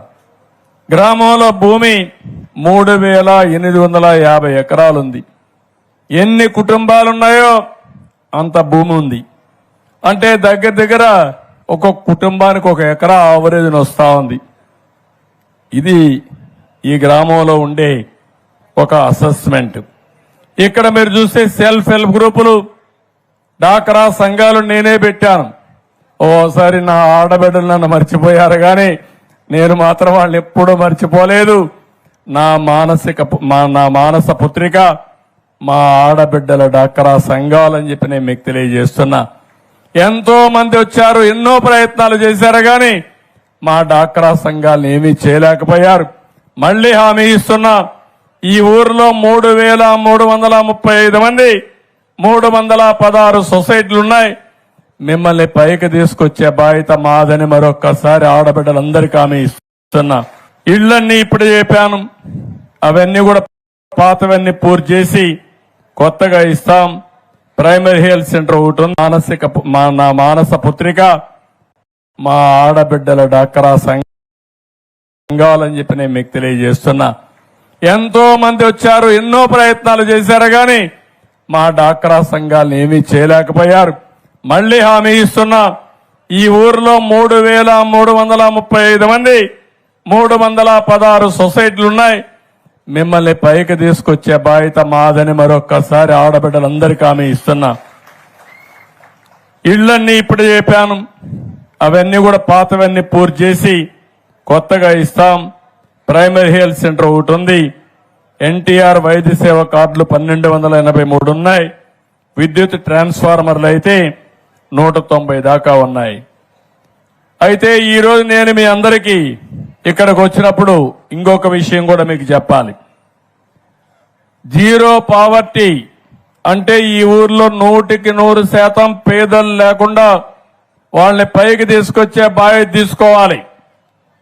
నేను రాబోయే రోజుల్లో ఒక మిషన్ కింద ఆలోచిస్తున్నాను. టెక్నాలజీ యుగంలో ఉన్నాం, సంపద సృష్టిస్తున్నాం. కానీ సంపద అంతా కొంతమందికి వెళ్తా ఉంది. చాలా మంది పేదరికంలో బాధపడుతున్నారు. అందుకే జీరో పావర్టీ అంటే ఎక్కడా పేదవాళ్లు లేకుండా మొట్టమొదటిసారిగా వాళ్ళపైన శ్రద్ధ పెట్టి కనీస అవసరాలు వాళ్ళకిచ్చి కనీస ఆదాయం సంపాదించే మార్గం చూపించేదానికి శ్రీకారం చుడుతున్నాం. అందుకే ఒక మాట చెప్పాను, బాగా పైకొచ్చిన 10%, కింద నుండే 20% దత్తత తీసుకోవడం, వాళ్ళందరికీ అండగా ఉండడం, వాళ్ళకి ఆదాయం పెంచే మార్గాలు చూపించగలిగితే, ఆ పిల్లల్ని బాగా చదివించగలిగితే పేదరిక నిర్మూలన జరుగుతుంది. అందుకే మళ్లీ జనవరిలో జన్మభూమి 2.0 తీసుకొస్తున్నాను. రెండోసారి జన్మభూమి. ఆ రోజు జన్మభూమిలో గ్రామానికి ఏం కావాలన్నా మీరు చేశారు. స్కూల్ బిల్డింగ్లు కట్టారు, రోడ్లు వేశారు, కాలేజీలు పెట్టారు, అనేక కార్యక్రమాలకు శ్రీకారం చుట్టారు. ఇప్పుడు కావాల్సింది మళ్లీ జన్మభూమితో, ఆ స్ఫూర్తితో ప్రపంచంలో ఎక్కడ మీరున్నా మీతో పుట్టిన వాళ్ళు ఇక్కడున్నారు, ఇంకా అవసరాలున్నాయి, మీరు కూడా రండి, అందరం కలిసి పనిచేద్దాం, ఈ గ్రామాన్ని అభివృద్ధి చేద్దాం, గ్రామంలో ఉండే ప్రజల్ని మనతో సమానంగా ముందుకు తీసుకుపోదాం. ఒక విషయం మీరు గుర్తుపెట్టుకోవాలి, 25 ఏళ్లకు మనపు నేను ఐటీకి ప్రాధాన్యత ఇచ్చాను. మీ పిల్లల్ని చదివించమని చెప్పాను. కొంతమంది నన్ను చూసి నవ్వారు, ఐటీ అంటే అర్థం కాలేదు. ఈరోజు ప్రతి ఒక్కరి జోబీల్లో సెల్ ఫోన్లు ఉన్నాయి. నేను ఆ రోజు సెల్ ఫోన్ కోసం నేను ప్రయత్నం చేస్తా ఉంటే అందరూ నన్ను ఎగతాళి చేసి సెల్ ఫోన్ తిండి పెడుతున్నా అన్నారు. ఈరోజు సెల్ ఫోన్ తిండి పెట్టడం కాదు, భార్య లేకపోతే భర్త ఉండగలుగుతాడు, భర్త లేకపోతే భార్య ఉండగలుగుతుంది. కానీ సెల్ ఫోన్ లేకపోతే ఇద్దరు ఉండే పరిస్థితిలో లేరు, పిచ్చి పడుతుంది. అంటే ఇది ఒక ఆయుధంగా తయారైంది. మంచి సాధన కోసం ఏ పని కావాలన్నా అన్ని సెల్ ఫోన్ ఉంటే అయిపోతాయి. ఎక్కడన్నా కొనుక్కోవాలంటే పేటిఎం మీరు పెట్టేసుకుంటే, లేకుంటే డౌన్లోడ్స్ పెట్టుకుంటే ఆటోమేటిక్గా డబ్బులు స్వైపింగ్ చేసి బిల్లు కూడా ఏది చేస్తారు, తీసుకొని వెళ్ళిపోతా ఉంటాం. క్యూఆర్ కోడ్ వాడుతున్నాం, ముందుకు వెళ్ళిపోతున్నాం. ఎప్పుడన్నా చీకటి వచ్చి కరెంటు పోతే టార్చ్ లైట్ గా పనిచేస్తుంది మీ ఫోనే. ఇలాంటి ఒకటి కాదు, ఇక్కడి నుంచి మీరు ఇంకా మీటింగ్ టైం అవుతా ఉంది, ఒక అర్ధ గంటకు లేటుగా వస్తారని మీ మిస్సెస్కి ఫోన్ చేసే పరిస్థితి వస్తున్నారు. ఇంట్లో వాళ్ళకి మెసేజ్లు పెట్టుకోవచ్చు. అనేక లాభాలు రాబోతున్నాయి. ఇటీవల కాలంలో యునైటెడ్ నేషన్స్ ఒక సర్వే చేశారు. భారతదేశంలో టెక్నాలజీ అడాప్ట్ చేసుకుని పేదరిక నిర్మూలన జరిగింది. ఆఫ్రికా దేశాలు కూడా టెక్నాలజీ అడాప్ట్ చేసుకోమని సజెషించే పరిస్థితికి వచ్చారు. పెను మార్పులు వస్తున్నాయి రాబోయే రోజుల్లో. అందుకే నేను మిమ్మల్ని అందరినీ ఇంకొక మాట మీరు గుర్తుపెట్టుకోవాల్సింది, 25 ఏళ్లకు మనకు ఐటీ చదువుకొని అమెరికాకి వెళ్లిన వాళ్ళు, అమెరికాలో స్థిరపడిన వాళ్ళు, ఉద్యోగాలు చేసేవాళ్ళు, వాళ్ళ ఆదాయం చూస్తే మనకే ఆశ్చర్యం వేస్తుంది. $1,19,000 వాళ్ళకు వస్తుంది. 1,19,000 ఇంటూ $80 $90 వేసుకుంటే దగ్గర దగ్గర ₹1 కోటి ఆదాయం ఆవరేజ్ వస్తుంది వాళ్లకు. అదే అమెరికాలో ఉండే తెల్లవాళ్లు చూస్తే వాళ్ళ ఆదాయం మన వాళ్ళల్లో సగం $65,000. అది ఇన్ఫర్మేషన్ టెక్నాలజీతో వచ్చిన ప్రాముఖ్యత. నేను ఇచ్చిన ఆలోచన కొంతమంది తీసుకున్నారు. క్రీమ్ ఆఫ్ ది సొసైటీ చదువుకున్న వాళ్ళు తీసుకొని హైదరాబాద్కి వెళ్లారు, బెంగళూరుకి వెళ్లారు, అక్కడి నుంచి విదేశాలకు వెళ్లారు, అవకాశాలు అందిపుచ్చుకున్నారు. ఇప్పుడు నా ఆలోచన అది, ప్రజల్ని ఒక ఆస్తిగా చూడాలని. ఒకప్పుడు ప్రజలంటే భారం అనుకున్నాం, ఇప్పుడు ప్రజలు మనకు పెద్ద ఆస్తి. ఆ విషయమే నేను చెప్తున్నా. కొన్ని దేశాల్లో పిల్లలు పుట్టడం లేదు, మానేశారు. ఇప్పుడు పెద్దవాళ్ళు, వయసు అయిన వాళ్ళు ఎక్కువ అయిపోయారు. వాళ్ళు కూడా రాను రాను చనిపోతే ఆ గ్రామాలన్నీ దెయ్యాల కొంపలుగా తయారైపోతాయి. ఇప్పుడు కూడా మీ గ్రామాల్లో, చాలా గ్రామాల్లో చూస్తూ ఉంటారు. మన రాష్ట్రం కూడా ఆ పరిస్థితికి వచ్చాం. 2.1 అంటే 2.1 చిల్డ్రన్ని ఒక ఆడబిడ్డ జీవితంలో కనే పరిస్థితి రావాలి. ఈరోజు మన దగ్గర 1.5 నుంచి 1.7% ఉంది. అంటే దీని అర్థం ఏంటంటే పుట్టే వాళ్ళ సంఖ్య తగ్గిపోతా ఉంది, చనిపోయే వాళ్ళ సంఖ్య పెరుగుతా ఉంది. భవిష్యత్తులో ముసలి వాళ్ళ సంఖ్య పెరుగుతుంది, కుర్రాళ్లు కనపడే పరిస్థితి లేదు. తద్వారా మళ్లీ మనుషులే లేకపోతే ఎవరికి సేవ చేస్తామని అడుగుతున్నా. ఒకప్పుడు నేనే జనాభాను నియంత్రణ చేయమన్నాను, ఇప్పుడు జనాభాని పెంచమంటున్నాను. అందుకే మొన్న పంచాయతీ ఎన్నికల్లో 2 కంటే ఎక్కువ మంది పిల్లలుంటే వాళ్ళందరికీ ఛాన్స్ ఇవ్వాలని నిర్ణయం చేశాను. రేపు ఎల్లుండి రోజు వస్తుందని చెప్పలేను. ఎవరైనా ఒక్కరికంటే పిల్లలే లేకపోతే వాళ్ళు పోటీ చేయడానికి అర్హత లేదని చెప్పాల్సి వస్తుంది. అంటే ఎందుకంటే దూరదృష్టితో ఆలోచించకపోతే, జనాభా తగ్గిపోతే యూరోప్ దేశాలు, చైనా, జపాన్ అందరికి కూడా ఈరోజు ప్రపంచంలో పోటీ పడే పరిస్థితి లేదు. నార్త్ ఇండియాలో జనాభా పెరుగుతా ఉంది, సౌత్ ఇండియాలో జనాభా తగ్గిపోతా ఉంది. దీన్ని కూడా మీరు గుర్తుపెట్టుకోవాల్సిన అవసరం ఉంది. నదుల అనుసంధానం జరగాలని కోరుకుంటున్నా. ఈస్ట్ గోదావరికి సమస్య లేదు, కానీ రాయలసీమ, ఉత్తరాంధ్ర అన్నిటికి కూడా ఈ యొక్క సంధానం జరిగితే చాలా ఉపయోగపడుతుంది. ఇంకొక విషయం కూడా మీరు గుర్తుపెట్టుకోవాలి. ఈ రోజు కరెంట్ అనేది మీ ఇంట్లోనే తయారు చేసుకునే రోజు వచ్చింది. మీ ఇంట్లోనే కరెంటు తయారు చేసుకోవచ్చు. మీ స్కూటర్కి మీరే కరెంటు ఛార్జ్ చేసుకోవచ్చు, పెట్రోల్ బంకు పోయే పనే లేదు. ఇంకో పక్క మీ పంప్ సెట్ ఉంటే అక్కడ కూడా కరెంట్ ఉత్పత్తి చేసుకోవచ్చు. మీ ఇంట్లో కరెంట్ ఉత్పత్తి చేసుకుంటే మీరు వాడుకుని మిగిలిన కరెంటు గ్రిడ్కి ఇవ్వచ్చు. మీకు కరెంటు కావాలంటే గ్రిడ్ మళ్ళా మీకు ఇచ్చే పరిస్థితి వస్తుంది. ఆ కొత్త కార్యక్రమానికి కూడా శ్రీకారం చుడుతున్నా.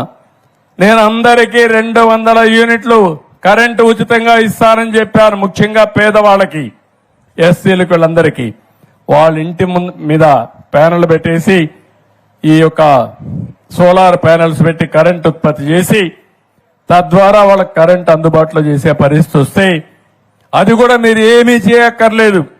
మీ ఇంటి మీద పెట్టుకోవడానికి అనుమతి ఇస్తే చాలు, మెయింటెనెన్స్ కూడా గవర్నమెంటే చేసే విధానానికి శ్రీకారం చుడతాం.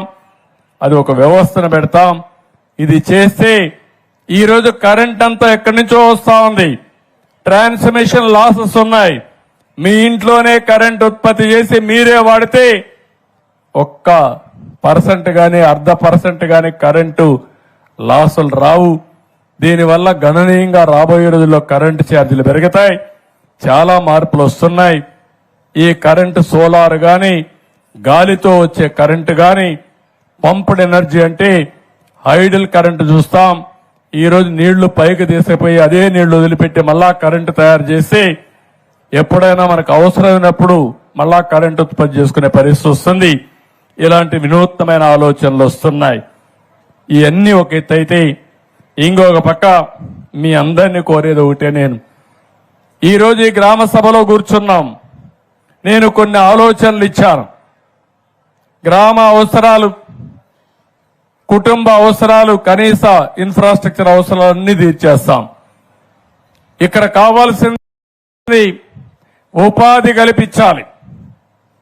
మీ వ్యవసాయం లాభసాటి కావాలి. మీ ఊర్లో ఉండే యువత, ఆడవాళ్ళలో కొంతమంది బాగా చదువుకొని మీరు ఇక్కడ ఊర్లోనే ఉంటారు. ఇంటి దగ్గరనే ఉంటారు. ఇంటి దగ్గర ఉన్నప్పుడు మీరు చదువు ఉంది, కానీ చేయాలనే తపనుంది, బయట పోయే అవకాశాలు లేవు. అందుకే ఇంటి దగ్గర నుంచే పనిచేసే అవకాశాలుంటే ఇంటి దగ్గరనే కంప్యూటర్ పెట్టుకొని మీరు పనిచేసే విధానానికి కూడా శ్రీకారం చుట్టాలని నా ఉద్దేశం. అది యువతకు కూడా ఉపయోగపడుతుంది. వర్క్ ఫ్రమ్ హోమ్ తీసుకొస్తాం. ఈ వానపల్లిలో వర్క్ స్టేషన్లు కడతాం. అవసరమైతే మీ ఊర్లో 50 మంది పనిచేయాలంటే 50 మంది ఆ వర్క్ స్టేషన్ దగ్గర పోయి పనిచేసుకుంటూ ట్రైనింగ్ కూడా ఇచ్చే కార్యక్రమానికి శ్రీకారం చుడతామని చెప్పి నేను మీకు తెలియజేస్తున్నా. భవిష్యత్తులో పనిచేసే విధానాలు మారిపోతున్నాయి. ఒకప్పుడు మనం పనిచేయాలంటే హైదరాబాద్కు పోవాలి, అమెరికాకు పోవాలి. ఇప్పుడు పని చేయాలంటే మన ఇంట్లోనే కూర్చొని అమెరికాకు పనిచేసే పరిస్థితి వస్తా ఉంది. మొన్న కరోనాలో చాలా మంది చూస్తుంటారు మీ ఇండ్లలో కుర్రాళ్ళని. ఇక్కడ కొబ్బరి చెట్లు బాగా ఉంటాయి, ఇక్కడ చేస్తే కూడా మంచి వాతావరణం, చల్లగా ఉంటుంది, మంచి గాలి ఉంటుంది, శుభ్రంగా పని చేసుకోవచ్చు. అక్కడ ₹1,00,000, ఇక్కడ 50,000 ఒకటే. ఆ డబ్బులతో ఇంట్లో అమ్మా నాన్న చూసుకుంటూ ఆనందంగా ఉండే అవకాశం వస్తుంది. అలాంటి వ్యవస్థకు కూడా శ్రీకారం చుడతాం. ఇప్పుడు నేను అడుగుతున్నా మిమ్మల్ని, మీలో ఆలోచనలు రావాలి. ఏదో మీటింగ్ వచ్చారు, సీఎం గారు చెప్పారు, లేకుంటే ఇంకొక ఎమ్మెల్యే మాట్లాడాడు, మా పని అయిపోయింది అని కాకుండా మీరు బాగుపడాలి. మీరు బాగుపడాలంటే ఏం చేయాలి? మీలో కూడా కొత్త కొత్త ఆలోచనలు రావాలి. మీలో కొత్త ఆలోచనలు వచ్చి గ్రామం బాగుండాలి, మీరు బాగుండాలి. మీరు బాగుండి గ్రామం బాగుంటే రాష్ట్రం బాగుంటుంది. దీనికి నేను శ్రీకారం చుడతా, అన్ని విధాల మీకు సహకారం ఇస్తా. కానీ సమయాన్ని వేస్ట్ చేసుకోవడం కరెక్ట్ కాదు. ఈ విషయం మళ్ళీ చెప్తున్నా. ఈరోజు ఇక్కడికి వచ్చినప్పుడు నేను అడుగుతున్నా, మీ ఆదాయం పెరగాలంటే ఏం చేయాలన్నా మీరు కూడా చెప్పండి. అలాంటి వాతావరణాన్ని క్రియేట్ చేస్తాం. వ్యవసాయంలో కానీ, సర్వీస్ సెక్టర్లో కానీ, చిన్న చిన్న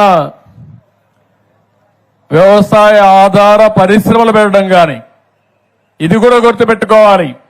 వ్యవసాయంలో మీరు ఏదైనా ఒక పంట తయారు చేసి ఆ పంటగా అమ్మితే మీకు ఆదాయం తక్కువ వస్తుంది. అదే మాదిరిగా ఈ గ్రామంలో ఒక 10 గ్రామాల్లో ఉండే పంట వాల్యూ అడిషన్కి వెళ్తే దానిపైన మీ ఆదాయం పెరుగుతుంది, దానివల్ల మీకు ఉపాధి వస్తుంది. అలాంటి కార్యక్రమాలకు శ్రీకారం చుట్టాలి. నేను ఒకటే చెప్తున్నాను, మిమ్మల్ని అందరినీ మళ్ళీ ఒకటే చెప్తున్నా. మీ ఊర్లో పుట్టినవాడు అమెరికాలో ఉండేవాడి కంటే ఎక్కువ ఆదాయం సంపాదిస్తే అమెరికాలో ఉండే గ్రామాల కంటే మనం ఎందుకు బాగా పనిచేయకూడదని మిమ్మల్ని అడుగుతున్నా. నేను అవకాశం ఇస్తా, మీకు అండగా ఉంటా, మీకు తోడుగా ఉంటా, మీకు అన్ని విషయాలు నేర్పిస్తా. అంచెలంచెలుగా మిమ్మల్ని పైకి తీసుకొచ్చే బాధ్యత నాది, దీన్ని అందిపుచ్చుకునే బాధ్యత మీది. నేను గట్టిగా కూడా చెప్తున్నా, మా తమ్ముడు ఏదో మాట్లాడాలని ఉత్సాహంగా ఉన్నాడు. రా, ఇట్లా మైక్ ఇస్తాను, ఇట్రా మైక్. రాని రాని రాని రామా, మైక్ తీసుకో. చెప్పు. రాబోయే రోజుల్లో టెక్నాలజీ పరంగా ఏఐ విపరీతమైన మార్పులు తీసుకొచ్చే అవకాశం ఉంది. సార్ దాని మీద రాష్ట్ర ప్రభుత్వం తరఫున ఏం చేస్తున్నారో తెలుసుకుందామని అడిగాను సార్. చాలా సంతోషం. మా తమ్ముడు ఒకటి అడిగాడు. ఒకప్పుడు సెల్ ఫోన్ అంటే అందరూ నవ్వారు, అవునా కాదా? జ్ఞాపకం ఉందా మీకు? 25 ఏళ్లకు ముందు నేను సెల్ ఫోన్ గురించి మాట్లాడాను. అప్పుడు రాజశేఖరుడు ఉండేవాడు. నన్ను అన్నాడు, సెల్ ఫోన్ ఏంటి భోజనం పెడుతుందని. రాజశేఖర రెడ్డి, నీకు తెలియదు, ఆ రోజు వస్తుంది, ఆ రోజు నేను చెప్తా. సెల్ ఫోన్ వల్ల ఏమేమి లాభాలు ఉంటాయో ఆ రోజు నువ్వు తెలుసుకుంటావని చెప్పాను. కానీ లేడు ఆయన తెలుసుకోవడానికి. ఈరోజు మీరు సెల్ ఫోన్ చూశారు. మా తమ్ముడు ఒక మాట అడిగాడు.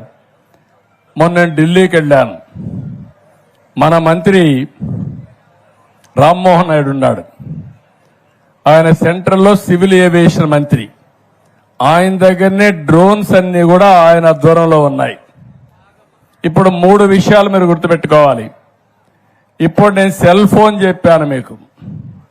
సెల్ ఫోన్ ఎత్తుకొని మీ ఆరోగ్య విషయాలు కూడా మీరు చూసుకుంటా ఉండొచ్చు. ఇప్పుడు నా దగ్గర ఈ రింగ్ ఉంది. మీరేమనుకుంటారు, ఏదో మంత్రాలు గింత్రాలు చేసి ఏదో దేవుడి రింగ్ అనుకుంటారు. కాదు, ఇది నేను రాత్రి నిద్రపోయాను. ఎంత నిద్రపోయానో చెప్తుంది ఇది. నేను రాత్రి బాడీ ఎంతవరకు మళ్ళీ రెడీ అయింది నిద్రపోయిన తర్వాత చెప్తుంది. అదే మరి ఇప్పుడు ఒక సెన్సార్ వచ్చింది. మీరు తినే వల్ల మీకు ఎంతవరకు గ్లూకోజ్ లెవెల్ వస్తుందో చెప్తుంది. మీ బాడీ మెటబాలిక్ స్కోర్ చెప్తుంది. అది అంటే అవసరమైతే భోజనం చేయడం, లేకపోతే భోజనం చేయకుండా వదిలేయడం, తక్కువ తినడం. ఎక్కువ తింటే ఏమవుతుందంటారు మీరు? ఎక్కువ తింటే ఏమవుతుందంటే షుగర్ వస్తుంది. మీ శరీరమే షుగర్ ఫ్యాక్టరీగా తయారవుతుంది. తర్వాత ఏది తిన్నా కూడా షుగర్ అయిపోతా ఉంటుంది. అలాంటివి రాకుండా ఉండాలంటే మన ఆరోగ్యం మన చేతుల్లో ఉంది. సెల్ ఫోన్ వల్ల అలాంటివి వస్తాయి.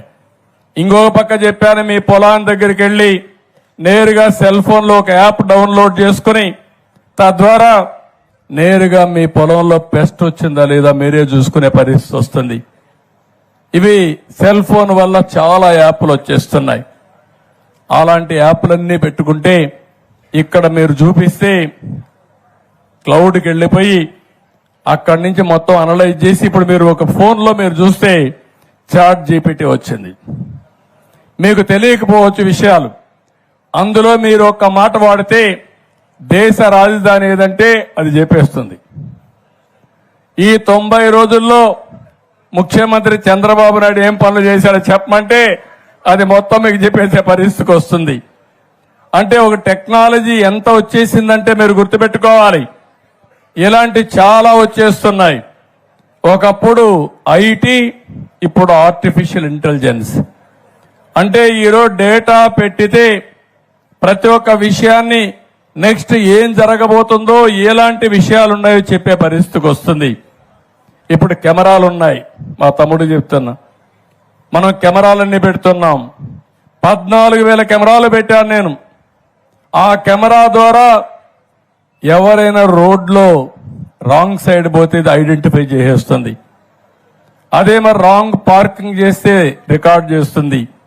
రోడ్లో ఎక్కడ గుంతలు పడితే రికార్డ్ చేస్తుంది. సీటు బెల్ట్ పెట్టుకోకపోతే అది రికార్డ్ చేసేస్తుంది. స్పీడ్ ఎక్కువ పోయి యాక్సిడెంట్లు అవుతా ఉంటే ఎక్కడికక్కడ రికార్డ్ చేసి మిమ్మల్ని ఎక్కడ నిలబెట్టక్కర్లేదు, ఫైన్ వేసి మీ ఇంటికి పంపించి ఒకటేసారి.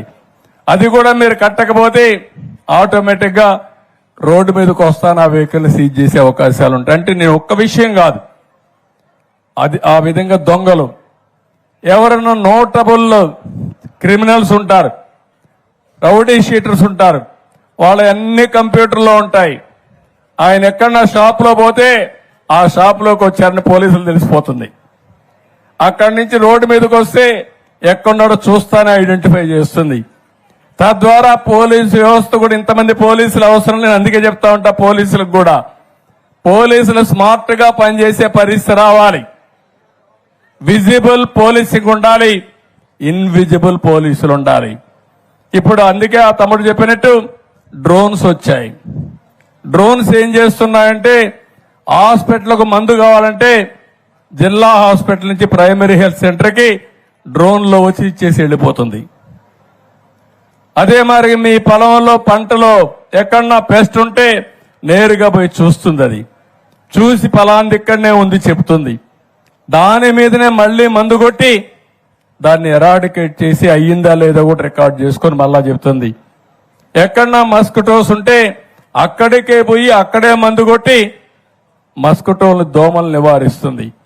కాబట్టి రాబోయే రోజుల్లో నువ్వు గుర్తుపెట్టుకోవాల్సింది, నువ్వు ఊహించిన పరిణామాలు జరగబోతున్నాయి. ఉపయోగించుకుంటే మనం ఎక్కడికో వెళ్తాం.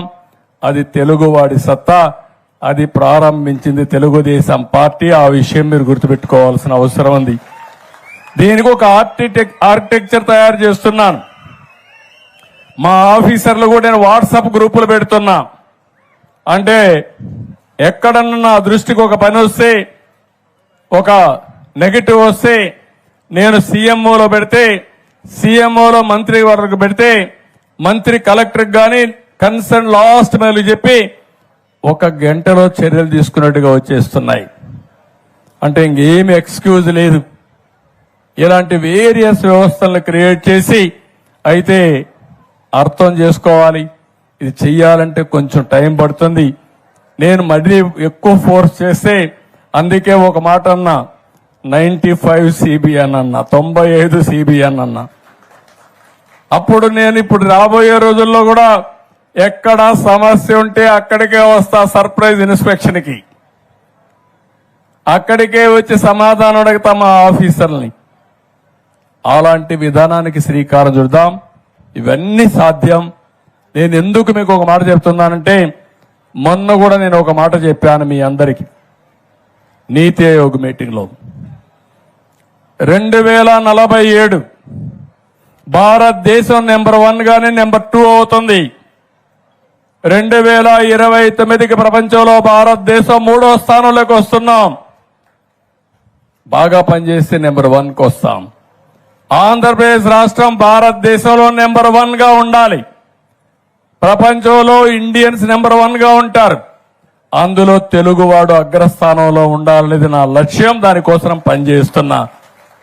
ఇప్పటికే ప్రపంచంలో తలసరి ఆదాయంలో ఎక్కువ సంపాదించే వాడికి ఎవరంటే దానికి చిరునామా తెలుగువాడు.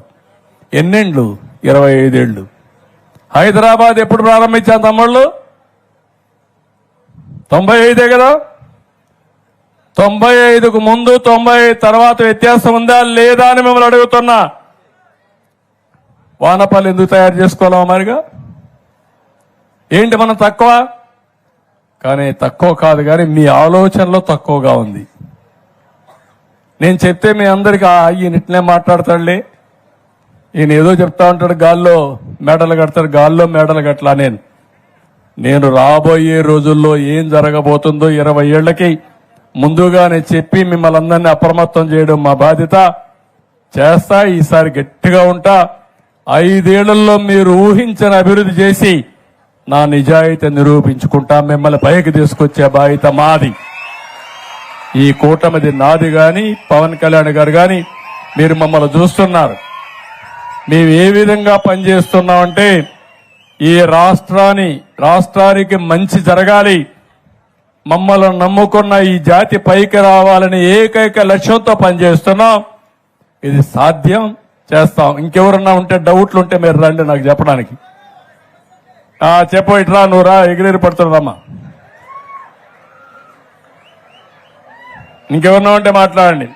గ్రామ సభలో మీకు కావాల్సిన పనులు చెప్పండి, లేకుంటే మీ ఆలోచనలు చెప్పండి. గ్రామాన్ని ఎట్లా బాగా చేస్తాం చెప్పండి. మేధావులు ఎక్కడో ఉండరు, మనలోనే ఉన్నారు మేధావులు. కానీ ఆ మేధో శక్తిని ఉపయోగించుకోవడం మనందరి బాధ్యత. ఆ తమ్ముడికి రా, తమ్ముడు.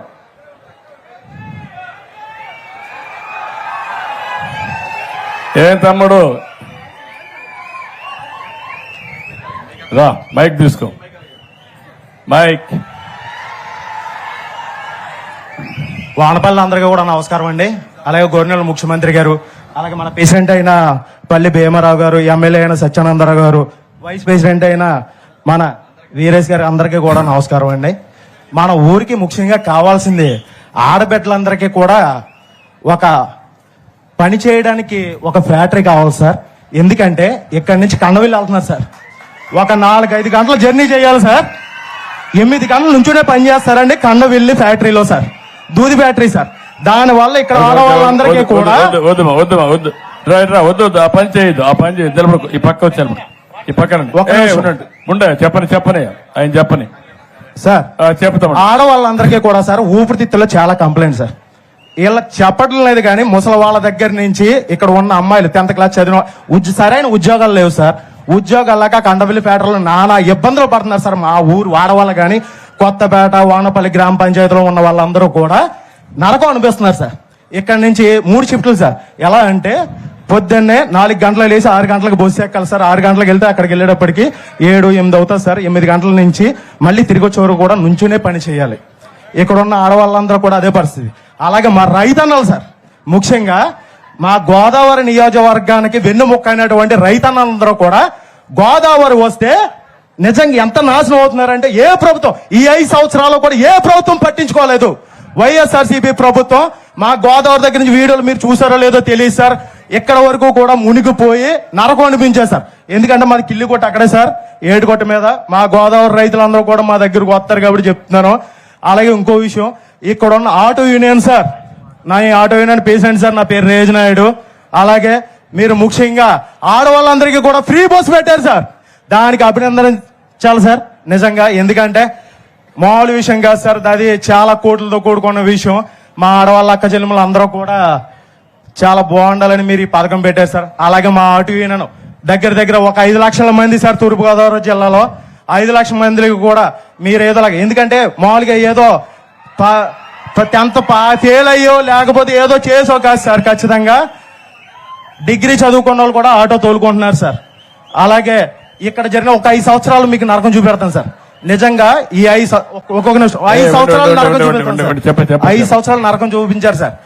ఏమండి, ఇక్కడ ఉన్న జనసేన కార్యకర్తలు కానీ, జనసేన అభిమానులు కానీ, తెలుగుదేశం కార్యకర్తలు కానీ, తెలుగుదేశం అభిమానులు కానీ, మీరు చెప్పారు కదా సార్ అక్కడ ఎంతమంది మీద కేసులు ఉన్నాయని. ఇక్కడ ఉన్న వాళ్ళ దగ్గర యువత, కోప యువత కానీ, బీసీ యువత కానీ, ఎస్సీ యువత కానీ, మొత్తం యువత అందరి మీద కూడా చాలా మంది కేసులు ఉన్నాయి సార్. అది గవర్నర్ సత్యనందరావు గారికి కానీ, అలాగే వీరేష్ గారికి కానీ అందరికీ తెలుసు సార్. అలాగే ఆ కేసుల దగ్గర నుంచి కూడా మీరు మా వాళ్ళందరినీ కూడా వినిపించాలని కోరుకుంటున్నాం సార్. ఇప్పుడు నేను అడిగిందని చెప్పను. ఇంకో విషయం సార్, ఒక సెకండ్, ఇక్కడ పార్క్ పెట్టండి సార్. ఏది ఏం పెట్టాలో పార్క్ సార్. ఎందుకంటే మా పల్లలంకు ఇంకో పేరు ఉంది సార్, ప్రకృతి మాత అండి. ప్రకృతి మాత ఆవిడకి అక్కడ ఇదంతా కూడా పల్లాలమ్మ గారికి కలెక్టర్ ఉండు హరీష్, నువ్వు ఉండు కాసేపు ఉండు, నువ్వు ఓపిక పట్టు. నాకు తెలిసి నాకు ఎట్లా చేయాలి నాకు తెలుసు, ఓపిక పట్టు. కలెక్టర్ గారు ఈ టెంపుల్ అంతా తీసుకొని ఈ టెంపుల్ మొత్తం ల్యాండ్స్ అన్ని కూడా ఇచ్చేసి మంచి పార్కు, ఒక మంచి ఆహ్లాదకరంగా ఊర్లో వాళ్ళు వస్తే కూర్చునే విధంగా, సాయంత్రం అయితే ఇక్కడ అందరూ వచ్చి దేవుని సేవలోనే కాకుండా నేచర్ ప్రకృతి సేవలో తన్మయత్వం పొందే విధంగా తయారు చేయండి. దానికి ఎంత డబ్బులు కావాలని ఇస్తాం, దానికి వర్కౌట్ చేసి ఇమీడియట్ గా శ్రీకారం చుట్టండి. రెండోది, ఎక్కడికి పోయి పనిచేస్తారు మా లేడీస్ అంతా? ఎక్కడికి? రావులపాలెం అవతల Kandavilli sir, Kandavilli factory sir, దూది ఫ్యాక్టరీ సార్. ఏ ఫ్యాక్టరీ? దూది ఫ్యాక్టరీ సార్, దూది ఫ్యాక్టరీ అండి, రవలి స్పిన్నర్స్, స్పిన్నింగ్ మిల్సా? చాలా ఇబ్బంది పడుతుంది సార్. చాలా మందికి ఊపిరితిత్తుల కంప్లైంట్ ఉంది సార్. అలాగే వచ్చి కూర్చున్నారే కానీ అందరికీ దగ్గు, ఆయాసం చాలా ఉంది సార్. ఇప్పుడు వాళ్ళందరికీ మనం ఏం చేయగలుగుతాం, ఒక యాక్షన్ ప్లాన్ తయారు చేస్తే ఈ ఊర్లో ఉండే ఆడవాళ్ళందరికీ ఇక్కడనే ఉపాధి కల్పించేదానికి ఏం చేయగలుగుతామో దాన్ని కూడా వర్కౌట్ చేద్దాం. అది కూడా చేసి ఇది ముందుకు తీసుకెళ్దాం. రెండోది, ఆర్టీసీ డ్రైవర్లు కూడా ఆదుకుంటాం తమ్ముడు. మా ఆడబిడ్డలకి, ఆర్టీసీ కాదు ఆటో డ్రైవర్లను ఆదుకుంటాం. ఆడబిడ్డలకి ఉచిత బస్సు సౌకర్యం ఇచ్చినప్పుడు ఏదైతే ఆటో డ్రైవర్లు ఉన్నారో, మీరు కూడా చదువుకుని ఉన్నారు, మొన్న మీరు కూడా మాకే ఓట్లు వేశారు, మిమ్మల్ని కూడా ఎట్లా ఆదుకోవాలని ఆదుకోవడం కోసం ప్రయత్నం చేస్తున్నా. తప్పకుండా మీకు న్యాయం చేస్తానని హామీ ఇస్తున్నా. ఒక ఆటో ఏం చదువుకున్నావు? ఏం చదువుకున్నావు? నాది ఇంటర్ అయింది సార్, ఆటో సార్, నాది auto union leader sir. Auto union leader, but inter అయింది, సామాజిక స్పృహ ఉంది, అంటే 10 మందికి ఏదో మంచి జరగాలని తాపత్రయం ఉంది. 3 సూచనలు ఇచ్చాడు, 3 కూడా అందరూ వద్దు వద్దు అంటున్నారు. మా హరీష్ అయితే చాలు అంటున్నాడు. చాలు కాదయా, నీకు ఓపిక ఉండాలా, హ్యూమన్ యాంగిల్ ఉండాలా, మీరందరూ లీడర్లు మారాలా, మారి ప్రజలతో మమేకం కావాలి. 5 నిమిషాలు లేట్ అయితే కొంపలేం కూలిపోగాని ప్రజలు చెప్పింది విని ఆ సమస్యను పరిష్కారం చేసే దిశగా మీరు పనిచేయాలి, అడ్మినిస్ట్రేషన్ పనిచేయాలి. మీరే కాకుండా నీ ఆటో ఏంటి తమ్ముడు? ఇప్పుడు నీ ఆటో డీజిల్ ఆటోనా లేదా పెట్రోలా? Diesel auto sir. ఇప్పుడు ఏ రోడ్లు? అన్ని మంచి రోడ్లు అనేవి లేదు సార్, ఎక్కడికక్కడ గోతుకులు మీకు తెలియదేమో సార్. మా సత్యనందరావు గారిని అడగండి సార్. ఇప్పుడు నీ దగ్గర నేను హాస్పిటల్ ఎలక్ట్రికల్ ఆటో ఇప్పిస్తే నువ్వు దాంతో తక్కువ ఇది చేసుకోగలుగుతావా? పోతుంది ఇప్పుడు అంటే గోతులు ఎక్కువ ఉంటే? గోతులు ఎక్కువ ఉంటే ప్రాబ్లమ్స్ ఎక్కువ వస్తాయి సార్ ఎలక్ట్రిక్ ఆటో. ఇది అయిపోయి మళ్ళా నీతో మాట్లాడతాను, నీకేం చేయాలో చూస్తాను. ఓకే, నీతి నిజాయితీ సంతోషం.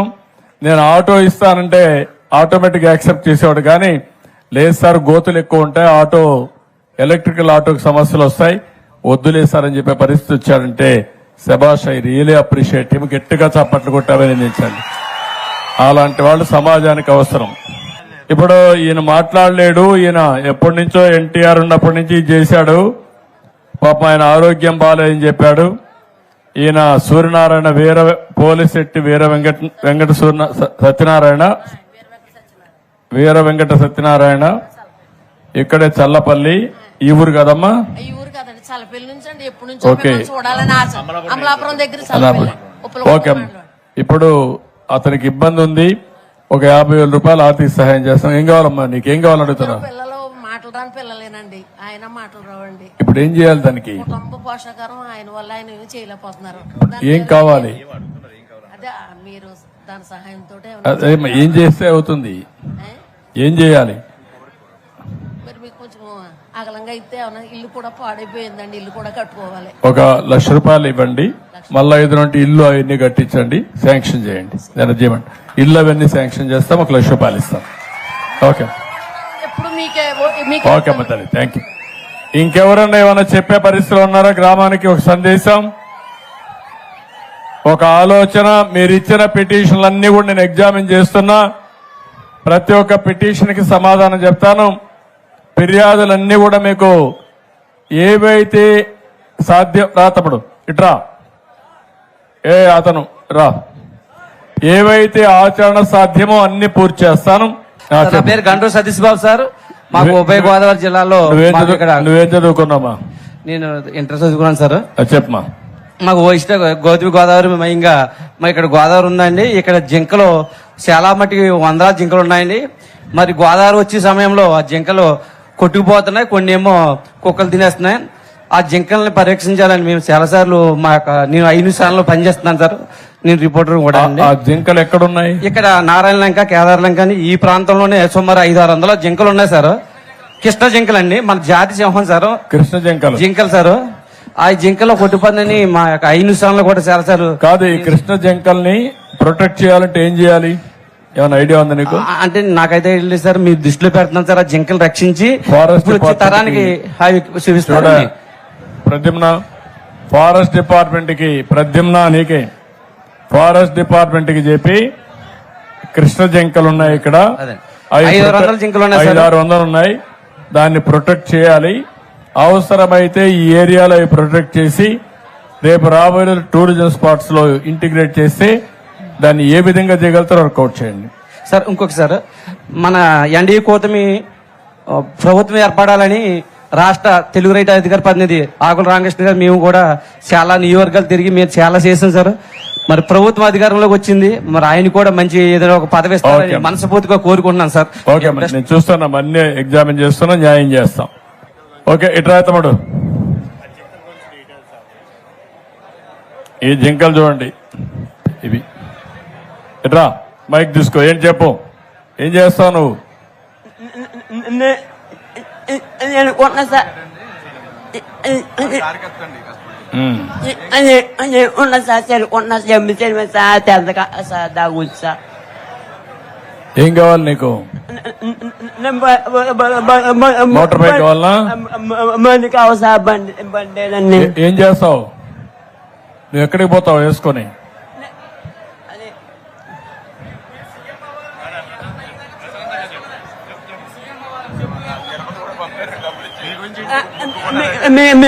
మేము ఉంచి సీఎం అవ్వని కోరుకున్నా సార్. నేను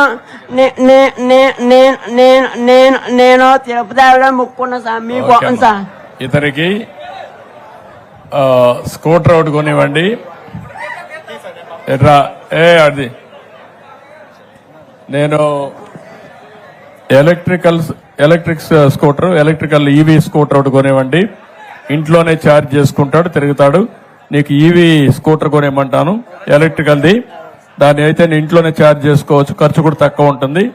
ఇమీడియట్ కొనిస్తాను, 2-3 రోజులు తెప్పిస్తారు. కలెక్టర్ టచ్ లో ఉండి.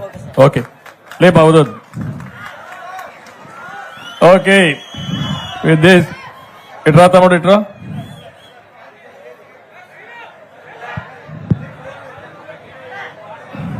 ఏంటి చెప్పు, నువ్వేం చదువుకున్నావు? 10th class sir. 10th class 10th class చదువుతున్నావా? అయిపోయింది సార్. ఏమా అయిపోయింది సార్. ఇప్పుడు ఏం చేస్తున్నావు? ఇప్పుడు ఖాళీ సార్, ప్రస్తుతానికి ఏం చేయలేకపోతున్నాను, ఇంట్లో కూర్చుంటున్నాను సార్. ఎందుకు స్కూల్ పోవడం లేదు? 10th క్లాస్ అయిపోయిన తర్వాత వెళ్ళలేదు సార్. ఇంటర్మీడియట్ ఎందుకు పోలేదు? అంటే ఇంకో పరీక్ష ఉందని ఆగాను సార్. ఏమా ఇంకో పరీక్ష ఉంది సార్. చదువుకోవాలి కదా, పట్టుదల కూడా ఉండాలి నీకు. ఇప్పుడు ఎట్లా అయింది ఇది? కొత్త కాలనీ జగ్రెడ్ గారి కాలనీలో మెయిన్ వైర్లు తగిలినాయి సార్. అంటే వేరే వాళ్ళు బిల్డింగ్ సెంట్రింగ్ రేకులు వేస్తున్నారు సార్. కిందకి వేసుకోవాలి సార్ ఆడు రేకుల చెట్టు. మూరకత్తంగా బిల్డింగ్ కింద లేపాడు సార్ ఆడు. మా బిల్డింగ్ మీద మేకలు అడిపోతే నేను తీసి ఎత్తున్నాను సార్. కట్టుకు ఫోన్ వచ్చింది సార్, ఎత్తి మాట్లాడుతుంటే సప్మని లాగేసుకుంది సార్ మెయిన్ లైన్. ఇదిగోండి సార్, ఇదంతా ఇది. చాలా బ్యాడ్. సరే, ఇప్పుడు నువ్వు 6,000 రూపాయలు వస్తుందా నీకు? వస్తుంది సార్. 6,000 వస్తాం. ఇప్పుడు ఏం కావాలంటావు నువ్వు ఏమన్నా చేయడానికి? నాకు ఎక్కడికైనా దూరాలు వెళ్ళినప్పుడు బ్యాటరీ బండి సార్, నాకు ఏదన్నా చేసుకోవడానికి. ఇతనికి కూడా ఒక స్కూటర్ ఒకటి, ఈవీ స్కూటర్ కొనిచ్చేయండి. సో దట్ నేను ఈవీ స్కూటర్ కొనిమ్మంటాను, నువ్వే ఛార్జ్ చేసుకొని నువ్వు వెళ్ళొచ్చు, నేను చేయమంటాను. నువ్వు కూడా పనిచేసేది నేర్చుకో. నువ్వు కూడా 6,000 వస్తుందని గమ్మున ఇంట్లో కూర్చోవద్దు. నువ్వు కూడా ఇంటర్మీడియట్ చెయ్యి, చదువుకో, జీవితంలో పైకి రావాలి. భగవంతుడు ఏదో మనకి వచ్చింది, ఓసారి కొన్ని సంఘటనలు జరుగుతాయి, జరిగిన తర్వాత నువ్వు సవాలుగా తీసుకొని పైకి రావాలి. వస్తావా? వస్తాను సార్. నాకు నమ్మకమేనా? నాకు మాట ఇస్తావా? మాట ఇస్తున్నాను సార్. ఇంటర్మీడియట్ పాస్ కావాలి, బాగా చదువుకోవాలి, నువ్వు పైకి రావాలి. నీకు చదువుకోవడానికి ఏం కావాలి నేను చేస్తా, సరేనా? ఓకే ఓకేమ్మా. అందరికీ ఇట్రామ్మా, ఇట్రా. అందరూ రాసివ్వండి, ఆ కాగితాలు రాసేయండి, అన్ని ఇక్కడ చేయలేం కానీ రాసేయండి. ఏంటమ్మా, ఏంటి చెప్పు.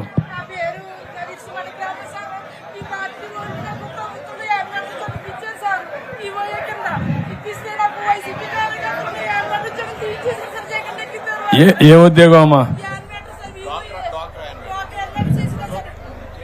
అది చేద్దాం, చేద్దాం, చేద్దాం. ఏమిటి ఇమ్మంటాం? వద్దాం వద్దాం వద్దమ్మా, వద్దాం. పర్లేదు మాట్లాడదు. ఓకే అమ్మా, ఓకే. అందరికీ ఉండు. అందరికీ విజ్ఞప్తి, నేను వచ్చినప్పుడు మీరంతా కూడా స్ఫూర్తిదాయకంగా అందరూ ముందుకొచ్చి చాలా విషయాలు చెప్పారు. కానీ ఇప్పుడు ఒకరిద్దరు వ్యక్తిగత సమస్యలు ఉన్న నోటీస్ ఇచ్చారు, కొన్ని పిటిషన్లు కూడా ఇచ్చారు, ఫిర్యాదులు చేశారు. అన్ని కూడా పరిష్కారం చేయడానికి అన్ని విధాల ప్రయత్నం చేస్తాం. ఈ గ్రామ సభ ద్వారా ఇప్పటికైతే మీరందరూ ఒక 10 కోట్ల రూపాయల పనులన్నీ ప్రారంభించబోతున్నాం. గ్రామంలో ప్రతి ఒక్క ఇంటికి కరెంటు గాని, ఇల్లు గాని, ఇంటి జాగా గాని, మరుగుదొడ్డి గాని, లేకపోతే మీకు కావాల్సిన వంట గ్యాస్ గాని ఇచ్చే బాధ్యత మాది, అది చేస్తాం. ఇంకొక గ్రామ అవసరాలు కూడా తీరుస్తాం. ఇక్కడి నుంచి కనెక్టివిటీ కూడా ఏం చేయాలో అన్ని ఆలోచిస్తాం. అయితే ఇక్కడ కావాల్సింది మీరు పైకి రావడానికి, మీ ఆదాయం పెరగడానికి, ఇక్కడ పనులు చేసుకోవడం, పక్క గ్రామాల్లోకి పోయి పనులు చేయడమే కాకుండా మీ గ్రామంలోనే ఉండి 10,000 జనాభా కాబట్టి ఇది ఒక అభివృద్ధి కేంద్రంగా తయారు చేసి మీరు పైకి రావడానికి ఏమేం చేయగలుగుతారో ఆలోచించండి. నేను కూడా ఆలోచిస్తా, ఒక ప్రణాళిక తయారు చేస్తా. ఆ ప్రణాళిక ద్వారా ఎప్పటికప్పుడు మీ అందరికీ మెసేజ్లు పంపించి తద్వారా మిమ్మల్ని అభివృద్ధి చేసే కార్యక్రమానికి శ్రీకారం చుడతానని మరొక్కసారి తెలియజేసుకుంటూ, ఈరోజు రాష్ట్రం మొత్తం అన్ని పంచాయతీల్లో ఒకే రోజు గ్రామ సభలు పెట్టడం ఒక చరిత్ర.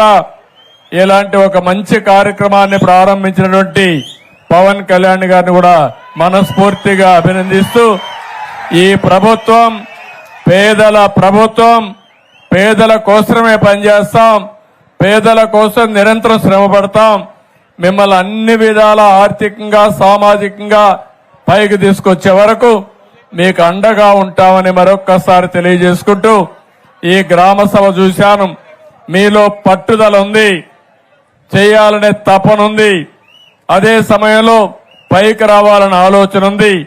ఇది ఒక శుభ పరిణామం.